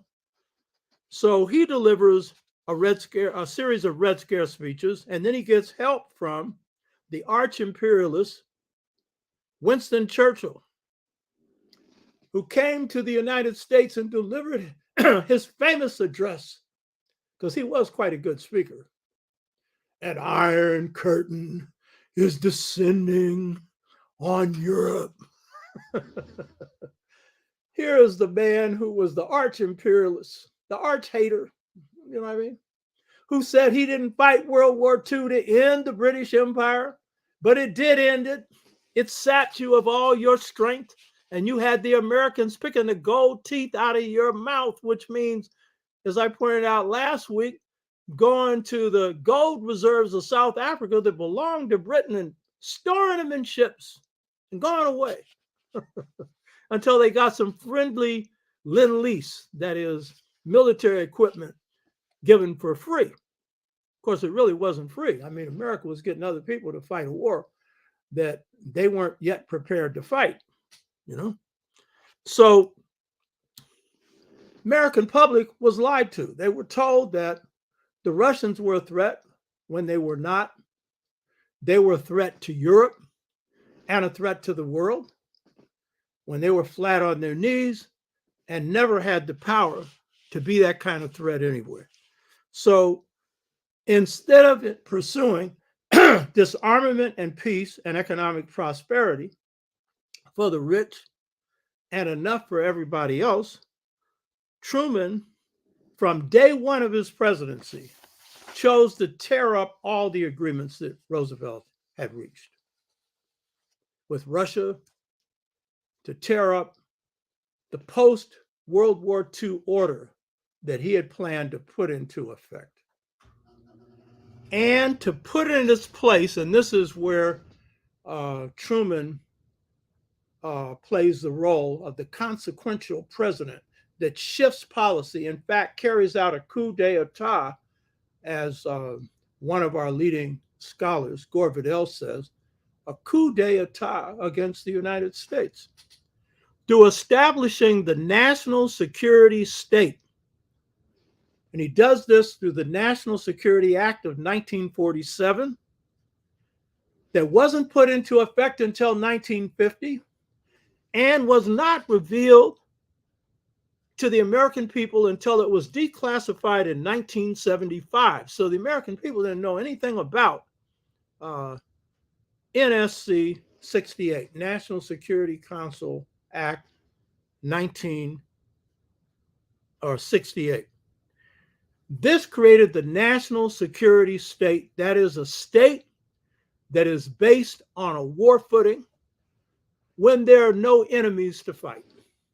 And by the way, Truman was very careful not to do anything to engage Russia in open armed conflict, because if he did that, the whole house would have come down on his head. So he was really creating a mythical Cold War.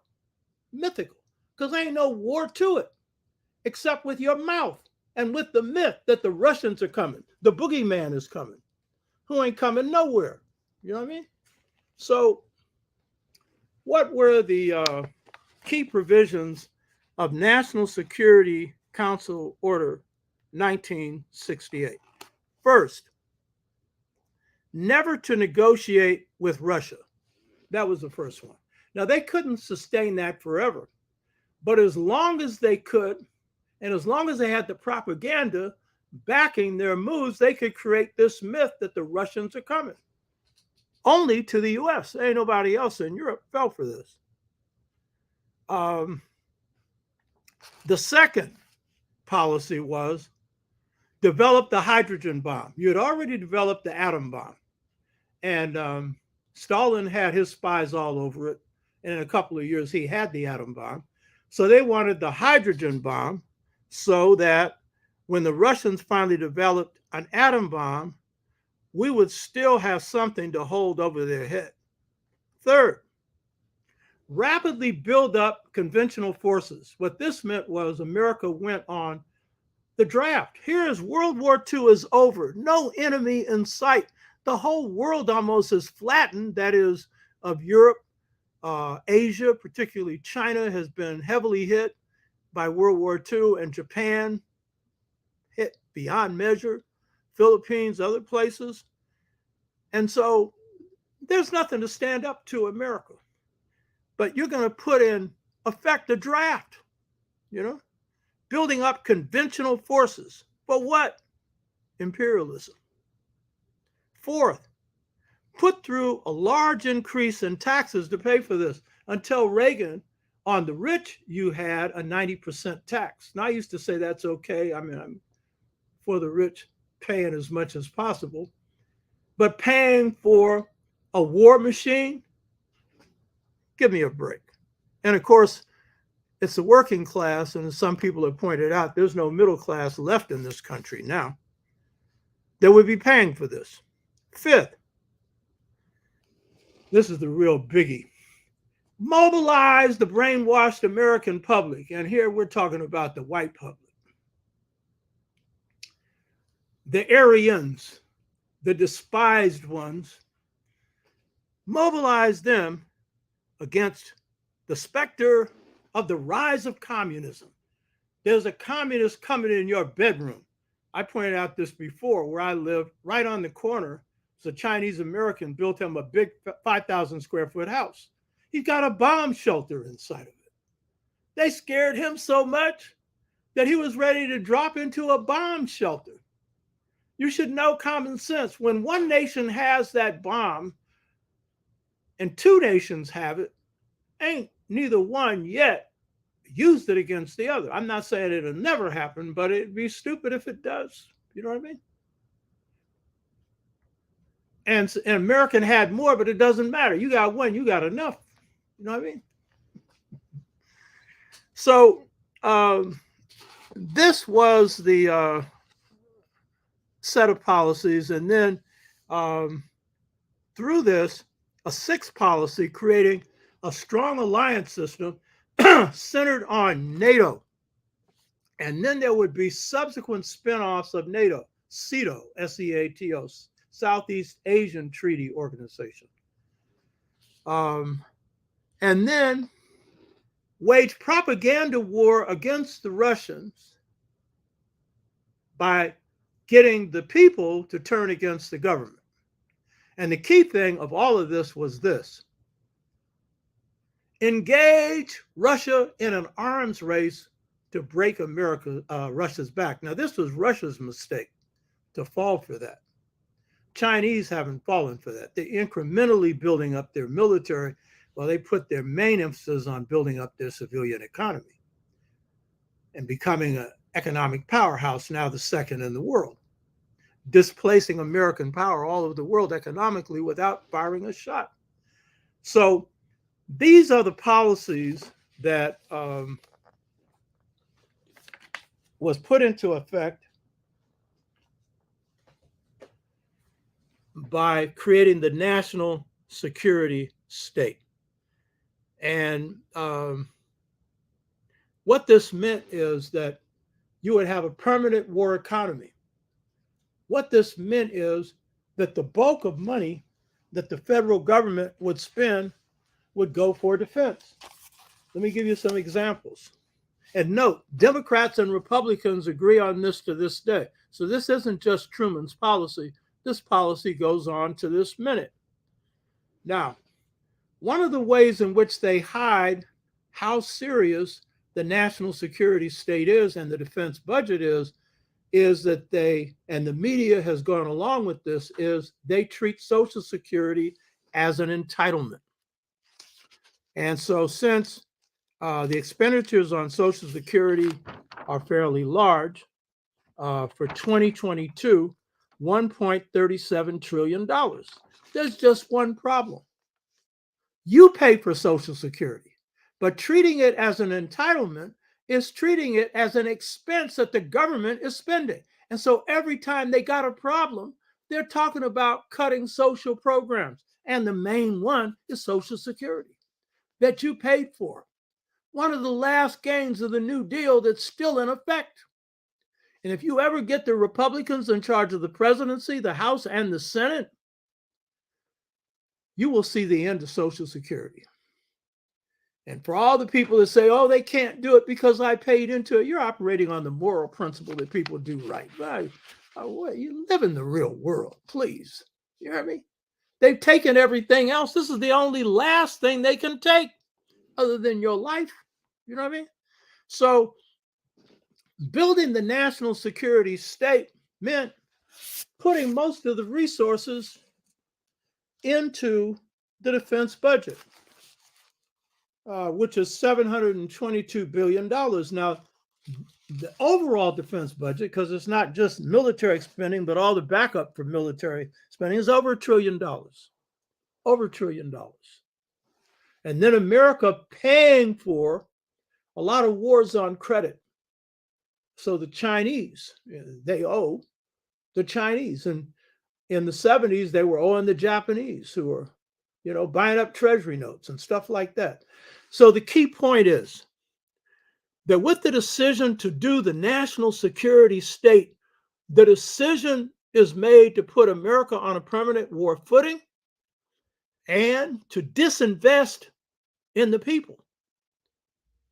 And so why do you have rundown roads, potholes sometimes big enough to almost take a car? Why do you have bridges that are collapsing? Why do you have very little put into the public schools, especially the schools of the poor and people of color? Why do you have no health care that is meaningful? Obama did something, but it's nothing. The rest of the Western world has New Dealism, but they added more. They added health care.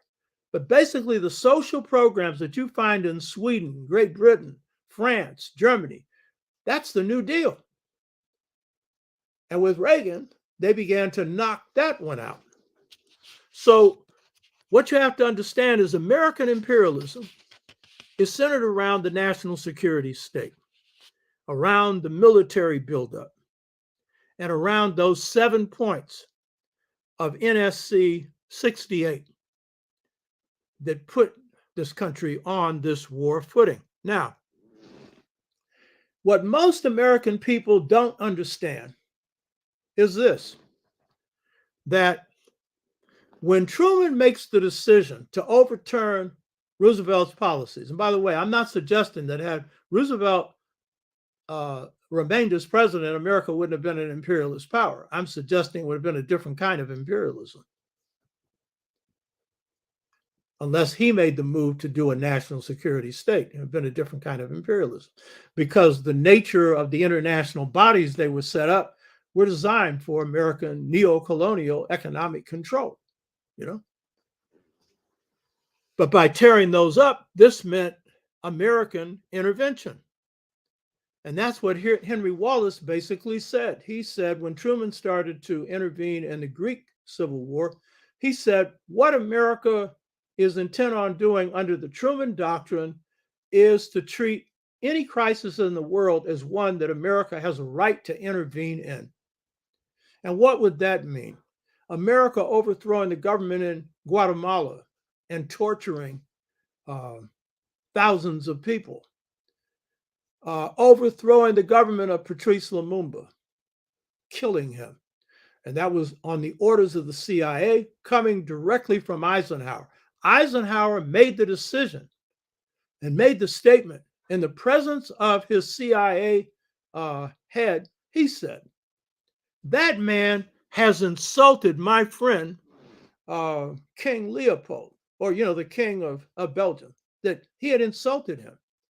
And that, the head of the CIA said, he translated that to mean as a executive order for assassination. And when in comes Kennedy, it is Kwame Nkrumah who appeals to him to save Patrice Lumumba's life. And his answer is, well, I'm for the stability of the Congo. That's a lie. It's for the instability of the Congo, because the Congo's got the largest supply of mineral resources of any country in the world, other than maybe Russia.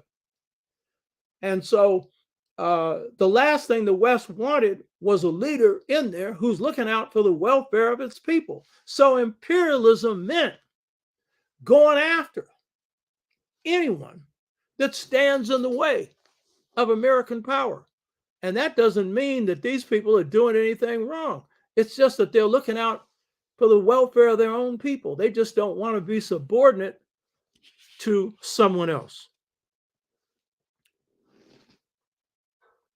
The national security state would also mean that America would begin to engage in war, because if you're going to build up a military economy, you're going to have war. And so what's interesting, this is very interesting. Most people don't know this. When the campaign goes for Eisenhower to run for office, the Democratic candidate that challenges him is Adlai Stevenson. Adlai Stevenson had heavy Southern support, heavy racist support. Adlai Stevenson would take a position that the war that had occurred in Korea, and this is one of the first moves that is made under the national security state to engage in war, that is after World War II. So Truman intervenes in the Korean War. Now, this is a side point. This is a very important side point. I've always wondered why the Russians didn't attend the Security Council meetings where a decision was being made on whether or not the United Nations would support a police action by the United Nations, which would mean the U.S. and other troops intervening in a war between the North and the South in in Korea. Why was it that the Russians didn't attend the Security Council meeting? I always wondered, because they had a veto. And it was in their interest to see that North Korea, which was their ally, be protected. I did some research, and the research showed in 2011, my wife and I went to China. It was a honeymoon, and China's one of my specialties. So the guides were experts on Chinese history. They couldn't get jobs in the university. They had degrees in history, Chinese history, but they couldn't get jobs, so they were making money as tour guides. They made more probably than professors did. So I told them that according to my research, because there's certain books they don't get in China, I said, according to my research, Mao had been trying to get the secrets for the atom bomb from Stalin. Stalin wouldn't give it up. But then Stalin approached Mao and told him he wanted to give America a bloody nose because of this whole Cold War stuff that America had run on him. And so he offered to give China the atom bomb, the secrets to the atom bomb, on condition that they render the bloody nose to the United States. And what was that bloody nose?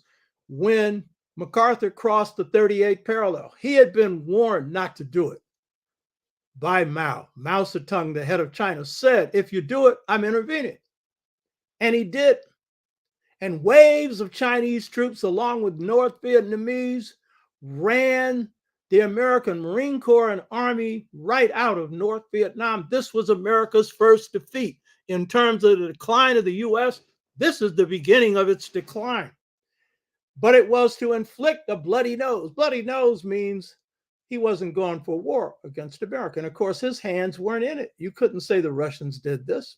And the Chinese had perfectly good reason for doing this. By the way, Truman backing this put him in the position where he couldn't run for a second term because his butt had been whipped by the Chinese and the North Koreans. Of course, some people would say this is not a defeat. It's a half a defeat, like hell. If you're on the street and you got a little gang and someone chases you off the street, you got whipped. You ran away. You know, and beat you up while you're running. That's what happened.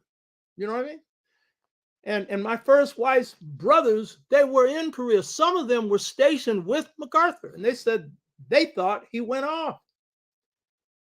Off or not, this was what really happened. So America, under the National Security Council state, under a Democratic president, had made a decision to intervene in an internal conflict between, you know, two rivals. Call it a civil war if you want to, North and South, right? Going back to Stevenson. So Stevenson is running against Eisenhower. He ain't got a ghost of a chance of beating him. Because if you led the military in this country, then you can get elected to almost anything. You know what I mean? As long as it was victorious, even if you didn't win, but you thought you won. So what does Stevenson say his policy would be? Because when Eisenhower is elected, Eisenhower pursues this policy. His policy was, he lets the national security state exist, but then when he leaves office, he warns you of the military-industrial complex. He really wanted to warn the American people of the military-industrial political complex, but he was persuaded to leave the political out because it would not be political. Because he'd offend his own party because the Republicans were a part of this. So he left that out because they were all in collusion on this. So the thing is, here is Eisenhower, who comes into office, and what Eisenhower does is he says, he ain't going to do what Truman did. He said, I'm going to let the Asians fight the Asians. And he uses the threat of nuclear blackmail, that is, dropping nukes on people, as the only thing he's going to do. So actually, he didn't really engage in outright war. He was engaged in overthrowing governments and stuff like that. You know what I mean? But when Stevenson runs for office in the first campaign against Eisenhower, he says he would use Asians to bring in Americans, or he would use Americans to just intervene in Asian affairs. In other words, he would do what Truman ended up doing. And that becomes the policy of the succeeding Democratic administrations, Kennedy and Johnson. And there's a whole lot of stories about how Kennedy was going to withdraw troops from Vietnam and all the rest of that, but he put over 10,000 in, and Johnson went for the full buildup, and Johnson didn't have an Ivy League education. And that meant Johnson had more understanding of what was really going on. Johnson never thought he could win. His Secretary of Defense did for a while, because they were all Kennedy holdovers, but Johnson never did. But Johnson didn't want to be seen as someone who gave up Vietnam to the commies. This anti-communism thing had been so strong that it spooked a whole lot of people. And so he killed his own presidency, and of course, killed his chance for winning a second term, and killed his chance for going down as one of the 3 or 4 best presidents the U.S. had, based on all the legislation he got passed. So the national security state is the real reason why America ends up going into decline, because imperialism being the last phase of great powers, once you go into this stage, you enter it, and then you engage in war after war, and every one of those wars you lose. America's only won a war in Grenada. That was their great military defeat. A handful of other small ones, but they've won nothing. They won nothing of consequence. Manuel Noriega was overthrown. You know what I mean? That was the extent of their military successes. And so you see in Vietnam, what's interesting is Kennedy, before he becomes president, had gone through Southeast Asia. And when his father was ambassador in England, he was a right winger. He had written a paper for Harvard, quite brilliant paper, and he concluded that the French could not win in Vietnam. Yet he's sticking troops into Vietnam. Now his advisors, but a substantial number. James Bond was his favorite author. He would actually go to military training exercises where the military would put on these false shows where they would have soldiers who had rockets on their back and flying for a few feet. This stuff that didn't even work. You know what I mean? So he wanted to prove that you could stop national liberation movements. Well, what Vietnam proved was you can't. Because you see, this second feature had fallen in. That was a shift in mindset. And the Vietnamese had acquired the techniques, that is, the technical military gunpowder. And the Battle of Dien Bien Phu, which had been planned in the Pentagon, was the defeat of the French in Vietnam. And if a strategy concocted through the French with American support, approval, and planning would not work, what makes you think that direct American intervention is going to work? So pursuing this this Stevenson doctrine, you have the intervention of the United States in Vietnam. And so by 1972, the United States has lost in Vietnam. And so you can trace the beginning of the real military decline from 1945 to 1972. 27 years that America held global power and went into decline because of the way in which they handled it. This is the most rapid decline of a military power, of an imperialist power in human history. You had to be pretty dumb to pull this off. You hear me? And those of you who identify with America are sad about this. I'm not, you know.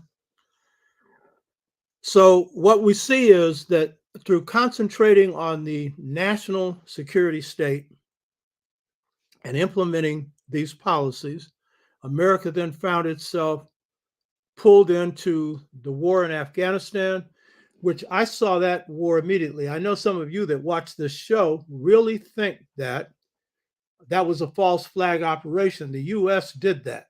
You know, I know a lot of people that think that. One Congresswoman McKinney, lost her position in Congress for arguing that. And I could say there'd be some reasons to assume that, because America is capable of doing something like that if they want to have a reason for rallying people around some objective. And certainly after the fall of the Union of Soviet Socialist Republics, the U.S. did need a new enemy. And it became the so-called terrorists, largely the Arabs, you know. But I saw that. I was in class when that attack took place. I'm a strategist. I knew exactly what that was. I have a term for it. It was a crown jewel strategy. I didn't know exactly who did it then, but it wasn't hard to figure out later. They said they did it. It was bin Laden. He did it. And what was the purpose? To drag America into a quagmire. What was that quagmire? Afghanistan. And when George Bush, who was another know-nothing president, I mean, his first term, his vice president ran the White House, Cheney, you know? When he asked for plans from the Defense Department for intervening in Afghanistan, they had no plan. They have a plan for a war on the moon. Why wouldn't they have a plan for Afghanistan? Because they didn't think any leader would be stupid enough to go in there. That's why. So they used a CIA plan, which was really the only thing America had, which was to use operatives and stuff and align with various forces inside of Afghanistan, but not do a full-scale war and go after bin Laden. I'm not justifying it. I'm not saying they should have. I'm saying strategically, that was their option. Now, bin Laden, in his wildest dreams, never believed that America would be dumb enough to go into Iraq. And by the way, I've read some stuff from the Council on Foreign Relations where some of their advisors recommended going into Iraq. I'm not saying that was their policy. I'm saying that prior to that invasion, they had some of their thinkers saying they should actually do it. Why? Because they wanted to get the oil. But they already had the oil. You know, that wasn't the issue. They had access to the oil. And America's not oil dependent anyway, you know. So the point is, discussion today is Aryanism, the philosophy that inspired the decline of the West and U.S. imperialism. The very thing that sparked the rise of American power is what's brought America down. The very things that they did to take this country, the very things that they did in the early period, 1898 on, to fill in the vacuum that was held by the Spanish taking their colonies. The very thing that enabled them to rise to power was the very thing that's brought them down. And it's the national security state. And it's the over-reliance on the military and a military budget for objectives that make no sense to begin with. I mean, they're not only wrong, they're stupid. You know? What strategic objectives did you have in Afghanistan? And by the way, after these wars are over, it's the Chinese who are in there signing agreements right now in Afghanistan. The first ones to sign agreements in Iraq, the Chinese. I call that smart. They call it win-win without shedding any blood. You know what I mean? So the national security state lasted for 27 years as any kind of enterprise. It's still there, but it's weakened. They have drained the military resources of their infantry. Their infantry has been put in a position of fighting so many conflicts. Some soldiers have been in battle conditions 6 and 7 times, that they've been driven nuts, literally. For what? You know? And then we've seen the decline of the U.S. in every other way. And then what we'll get into next week, the decision to export the technology abroad and what that has done to this country. So the creation of a military industrial complex dictates war. And because of the way America's handled it, losing wars, including the one you're seeing going on right now in Ukraine. You know, one that could have been avoided had America wanted to. They could have advised them not to engage in this. So the shift in consciousness of the mind of Africans in the U.S., of Africans globally, the shift in consciousness of the minds of people in Asia, the shift in consciousness mirrored in the Cuban Revolution and among the masses of people in Latin America or South America, is a shift in consciousness that says, hell no, we're not taking this anymore. And so as America declines, we see in the United States the rise of people of color, black, brown, red, and yellow. That's part of what this victory in Georgia portends. Partially what the population of the largest population of a state in the United States, California, portends, which is a majority people of color. So now you have a shift in power dynamics numerically, and a shift of power dynamics economically, politically, and probably militarily, as America enters a period of decline, and you see the rise of China, and eventually the rise of Africa, and the need to transform this country from crooked to straight, from unjust to just. So these are conditions that we need to look at, that we need to appreciate. So freeing your mind is a key part of freeing everything else. And these sixfold stages to mental freedom, this system that we'll be setting up as soon as we have 40, is a part of that process. Rebuilding our families and communities is a part of that. And Africa being able to free itself from indirect outside control, the Caribbean as well, and other parts of the world. So this concludes this presentation on Aryanism, the philosophy that inspired the decline of the West and U.S. imperialism. Hotep.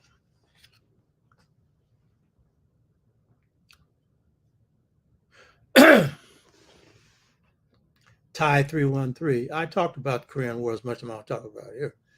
Basically, that America got whipped.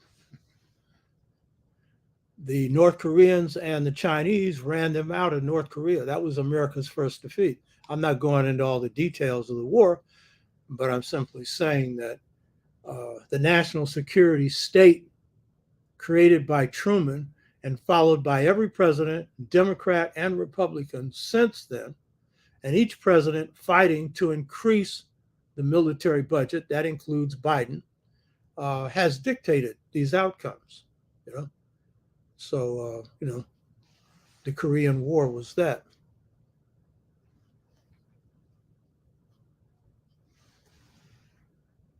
Lao Tzu, the Japanese had guns during the same period as the European, yet they did not pursue the use of guns in warfare. Why is that? Well, in the early period where the samurai, code and the Bushido code, Bushido, the code of the samurai, which is basically that when you enter war, you accept the fact that you're going to die. And you also follow your overlords, into battle. So there was no need for them to have a military based exclusively on gunpowder because no one else they were dealing with did, and they couldn't because they had not industrialized.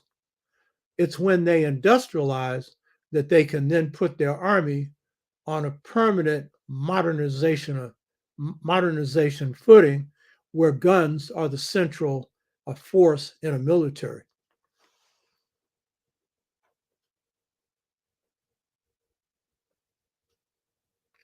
Tie 313, Africans had to prepare for competition with any other group, not just white folks. Yeah, that's true. Guns were dishonorable to Asian culture at first. Well, I don't know about that. The Chinese had perfected the use of gunpowder with cannon. So if you're using gunpowder with cannon, you're ready to use it because that's the big military weapon. In fact, Napoleon, who was the best ground commander in the 19th century in Europe, he was a artillery commander at first because that's where the heavy firepower was, you know. So yeah, I think with the warrior codes of Africa, of Asia, of various parts of the world, shooting somebody long distance and killing a whole lot of people, that wasn't really the objective of warfare to begin with. But once your enemy has that, you have no choice, you know.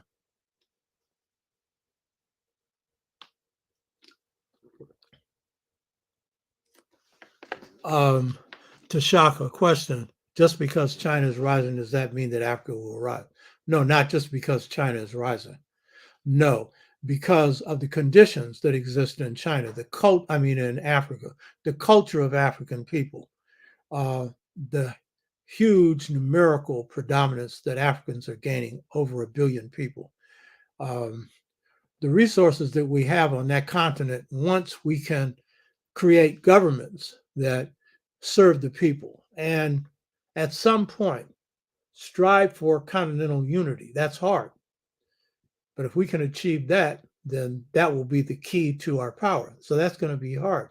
Nothing's automatic in history.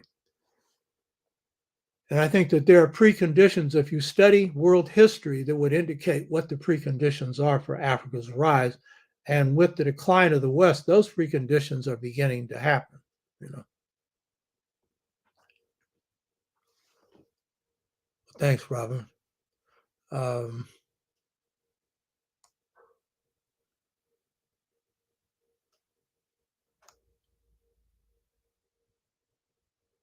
Robin, savage thirst for power made them blind. That's very true. Yeah, Ty 313, the U.S. funded bin Laden, really the CIA, to get the Russians out of Afghanistan. That's true. And in fact, some of the first people after 9/11 that were ushered out of the country were Saudis who may have had something to do with this. You know what I mean? But they were ushered out of the country right away.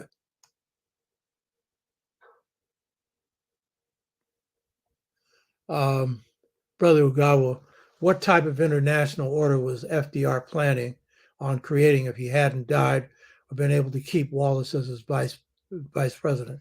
Well, first of all, he didn't have Wallace at that point. The international order that I described last week, the World Bank, International Monetary Fund, World Court, United Nations, all of which were under American control. And it didn't mean that they had to have the majority of people in there making the decisions. Their allies were doing that for them. So that clearly was a part of it. Would he have gone further? We don't know. But the policies that he was implementing up to that point was not in that direction.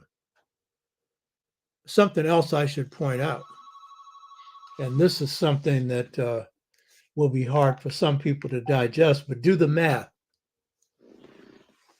So, if Truman's objective, which he carried out, was to arm the Germans and to create NATO, North Atlantic Treaty Organization, when the Russians were really no threat. So it really wasn't created to protect anybody from the Russians. So what was it created for? Think about it. This is some good common sense. It was created to control Europe. It was put on the ground to keep Europe in check. Pure and simple. Why would I reach that conclusion? It's the only thing it could do. And it was planted on German soil first. But note the people that he's arming, these are ex-Nazis, basically. You know what I mean? So what does that say? And then the question is, in the beginning, why was the CIA created? We know in the end, to maintain their global order, to do mischief. But in the beginning, to keep Western Europe in check. That's why. I mean, it's the only other reason. I mean, they didn't need it for anything else in the beginning. The rest of the world was flat on its back. Think about it.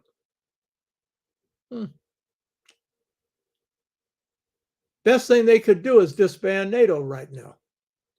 And that's one of the main reasons why this war that's going on now with the Russians is going on. The promise that this country could be brought into NATO and be brought in the European Union when they don't want them in there, you know? Coco, what's your thoughts on Chinese business in Africa? Many people associate it with imperialism, but wouldn't these relationships be important to build resistance against fascist imperialism? Yeah, that's an interesting one. And in the case of the Chinese presence in Africa, you got the same question in Latin America. The same, the Chinese have displaced as the number one trading partner. They are the number one trading partner with Brazil. They displaced the United States. They're the number one trading partner with Germany. And Germany is the strongest economy in Europe. They did not deindustrialize. They did not ship all their businesses off to Asia. So they're all over the world becoming a dominant power. So in the case of Chinese business in Africa,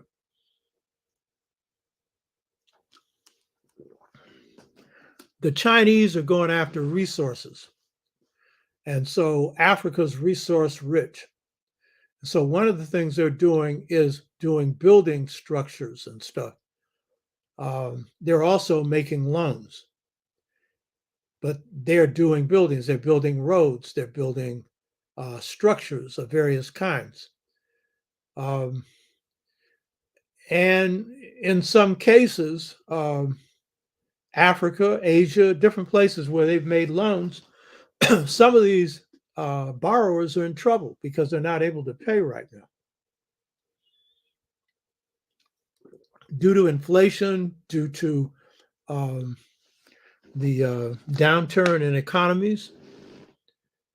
So some of them are put in positions where they're not able to pay. So there's that problem. And then there's a problem of what the Chinese want in return for debts not paid. So that's a problem. But here's the opportunity for China. So it was the same thing when the U.S. deindustrialized. So they put resources into China to take care of, to use their cheap labor to make money. But what did the Chinese do? They turned that around to build up their own industrial infrastructure. It was a part of Deng Xiaoping's policy of modernization. He was lucky that the West was dumb enough to do this, you know? And they thought that, because again, they underestimated people of color, they thought that state-operated capitalism wouldn't work. They thought it wouldn't work because it didn't work in Russia. It definitely didn't work in Russia. So they figured it wouldn't work. They didn't understand there's a thing called Confucianism with the Chinese. So they have an idea of order And a few people can be in charge and others will bow to them if their interests are met. So I think that the one opportunity that Africa gets out of this is that they have access to some capital and not under the stringent rules that the U.S. and the IMF and World Bank impose. And so if you have honest governments, they would use those resources for the building of Africa, just as the Chinese used Western resources for building up their own countries. So I think it's a question of what you do to benefit the people. But as long as you have neo-colonial governments, where even when growth occurs in the African economy, it doesn't filter down into better style of living for the people because the growth is going into the pockets of a few. So I think that that's a part of that, you know.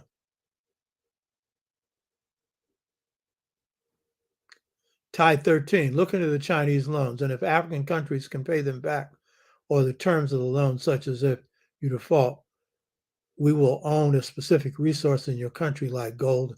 Yeah, good question. You know.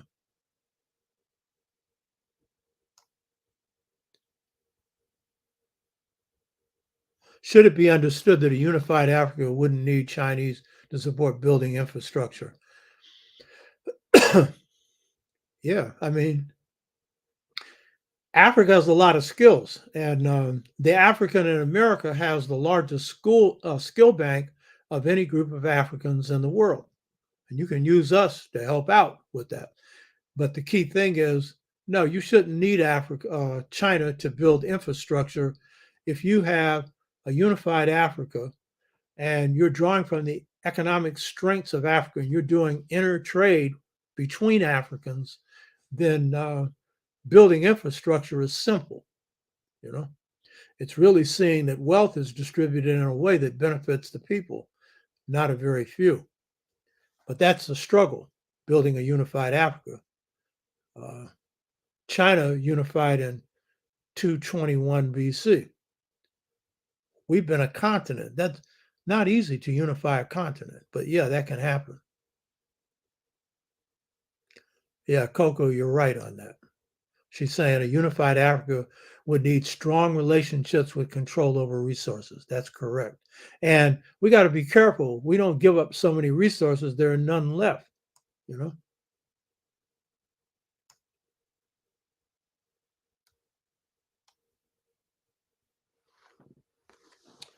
James Pooh, isn't the disbanding of NATO without replacing the Aryan might makes right paradigm premature, and since via Arianism might is inherently good, what would persuade the mighty to disarm? Yeah, true.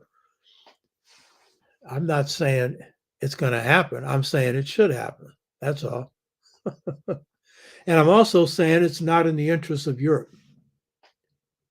I mean, you know, Europe has been put, see, what happens with the national security state of the US is that it forced Europe to go into being many national security states, MINI, not just MANY, MINI.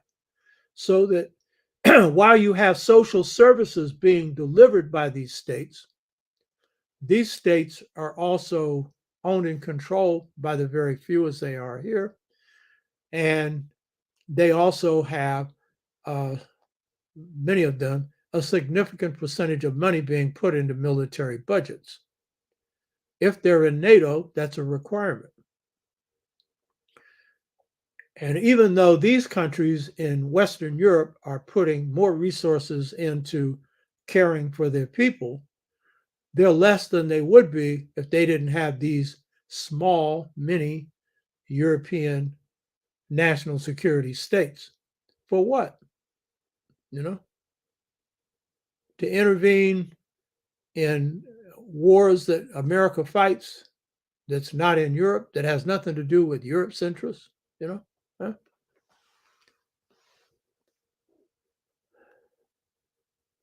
Sun Temple talks about uh, Vice President Cheney shooting his friend on a hunting trip and getting away with it. That's the key point there. Gregory James, No Worries, No Cry. I think that's a popular song. Okay, that looks like it. But here's a key point that I didn't point out. I should make this point. You should ask the question of, so what effect did the national security state have on blacks? And what effect did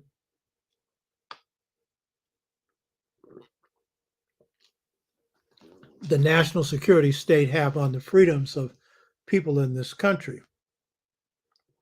The Red Scare followed right along with the national security state. So along with the national security state, you then have the creation within the national security state of various war-making policies that this country could carry out, but a clamp down inside the country. So one of the things that the rulers like is that when you have a common external enemy, it justifies clamping down on people inside the country.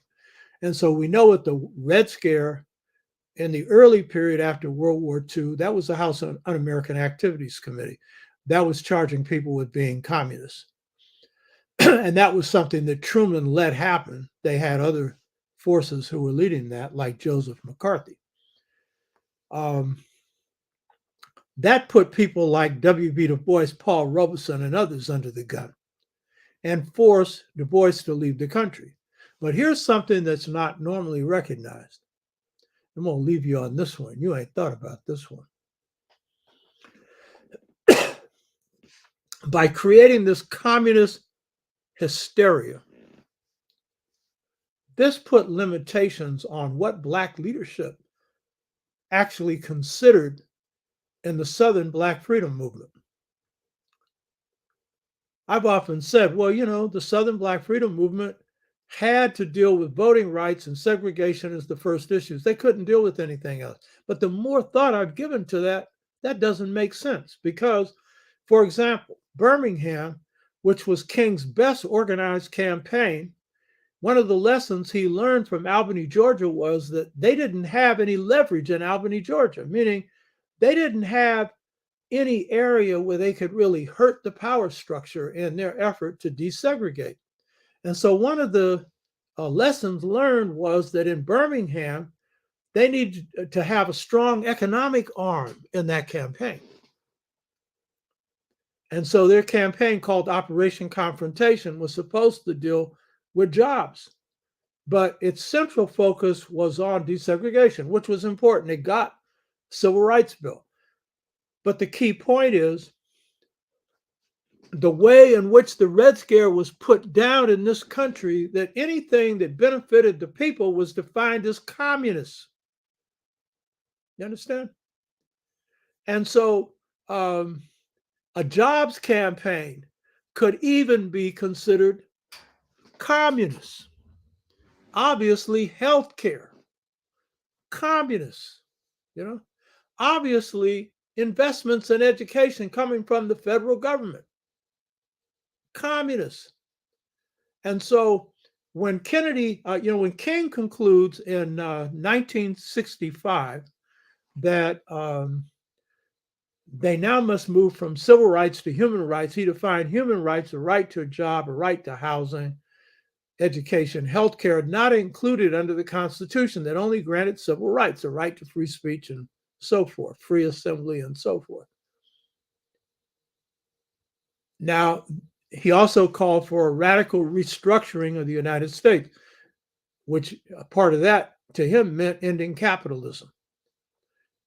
So a struggle for jobs, a struggle for education, a struggle for healthcare isn't really revolutionary, but necessary. I've read nothing that shows where King and his people ever debated this or saw that they shouldn't engage in this kind of campaign for jobs and education and healthcare because it would be viewed as anti-communist. But I think that the whole Red Scare thing put a limit on how some people thought they could move at a certain time.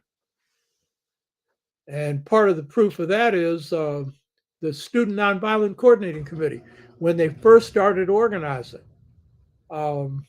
they succumbed, and they never did it again, but they succumbed to pressure when they invited a Black person who was a communist to speak. They disinvited him. They never did that again. So that was a part of this Red Scare thing. And then King was being pressured to cut himself loose from advisors like Stanley Levinson, who was white, Jewish, and had been a member of the Communist Party. He did, but then reestablished relationships later on. So I'm saying that this idea of the Red Scare had some effect on how people thought and may have limited how they moved on certain issues. So if you think this had no effect on us, think again.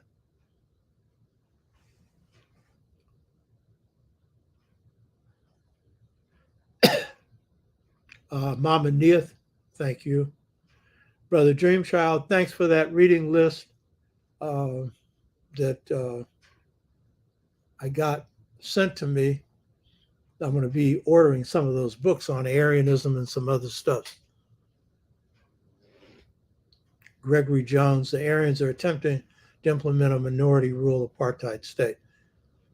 I don't know if you're referring to the fact that some on the right would like to have a separate state that was just white in the U.S.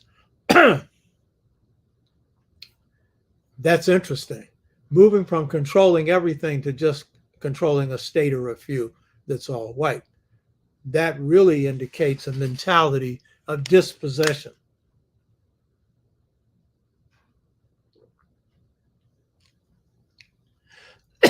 That's truly a defeatist mentality. Would I add Israel to that list? Israel is not Aryan, but Israel is oppressing the Palestinians. And the one thing they haven't done to them that the Germans did to the Jews is exterminate them. But they put them in hot boxes called the Gaza and the West Bank and put them on a calorie diet that averages about 1,400 calories a day. For most people, that's a starvation diet. And rating terror on them regularly while the U.S. continues to give them free military economic support. The best place to find my books is right here on this thing that you see under the screen. And you'll see there, I'll show you in a minute when it comes up. You order the books through there. I see it's not, I don't know why it's not listed there. But you order through Gumroad, over to Shaka, and go to Gumroad and you can order my books, The Art of Leadership, Volume 1, The Integration Trap, Generation Gap Caused by a Choice Between Two Cultures, and Return to the African Mother Principle of Male and Female Equality. Okay.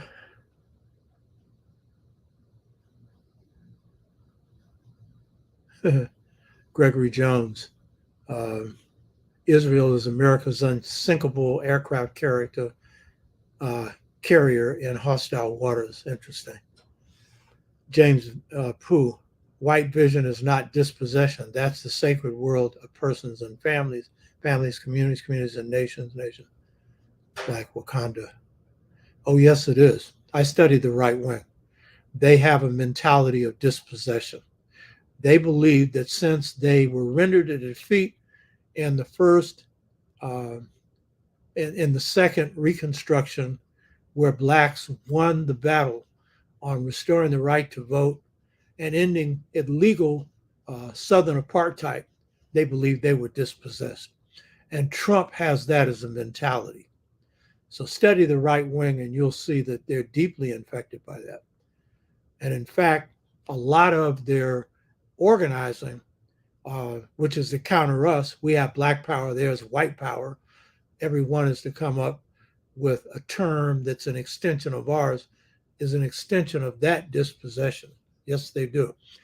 They think they're entitled to rule this whole place, and they see that that's going down the tube. So that's their problem. So your question, Coco, I'll get this ad up here. It should have more to this brand than that. I'll have that put up the next time. Ty 313, did Dr. John Henry Clark ever talk to you about the mysterious deaths of black leaders like David Walker, Booker T. Washington? Listen to a lecture he left about a bit of it.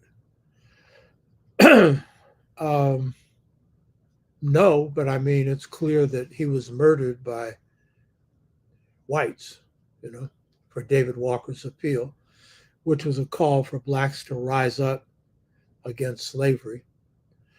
Whether Booker T. Washington was actually killed, I don't know about that one. But no, we didn't talk about that.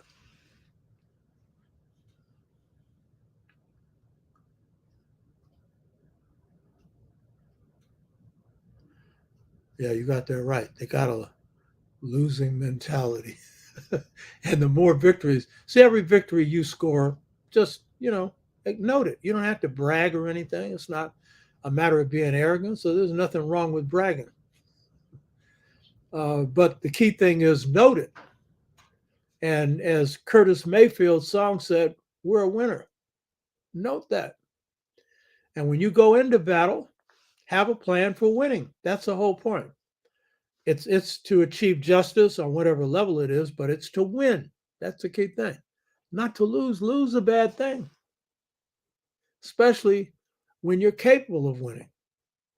And the world is moving in our direction. Yes, they still have power here, but it's in decline. Take advantage of it. Build up your own power. And the first one is free your mind, Okay. The divine right to rule. Yeah, it's Arianism. I went through that last week. Right on, Robin. You got that right, And the first thing you need to do is free your own mind, which means mind, body, and spirit. Control that. That's the first thing you need to control. And then that's the key to everything else, So I hope you all got something out of this. And we'll be on part 3, how this affects us and rebuilding our families, communities, and nations. Hotep.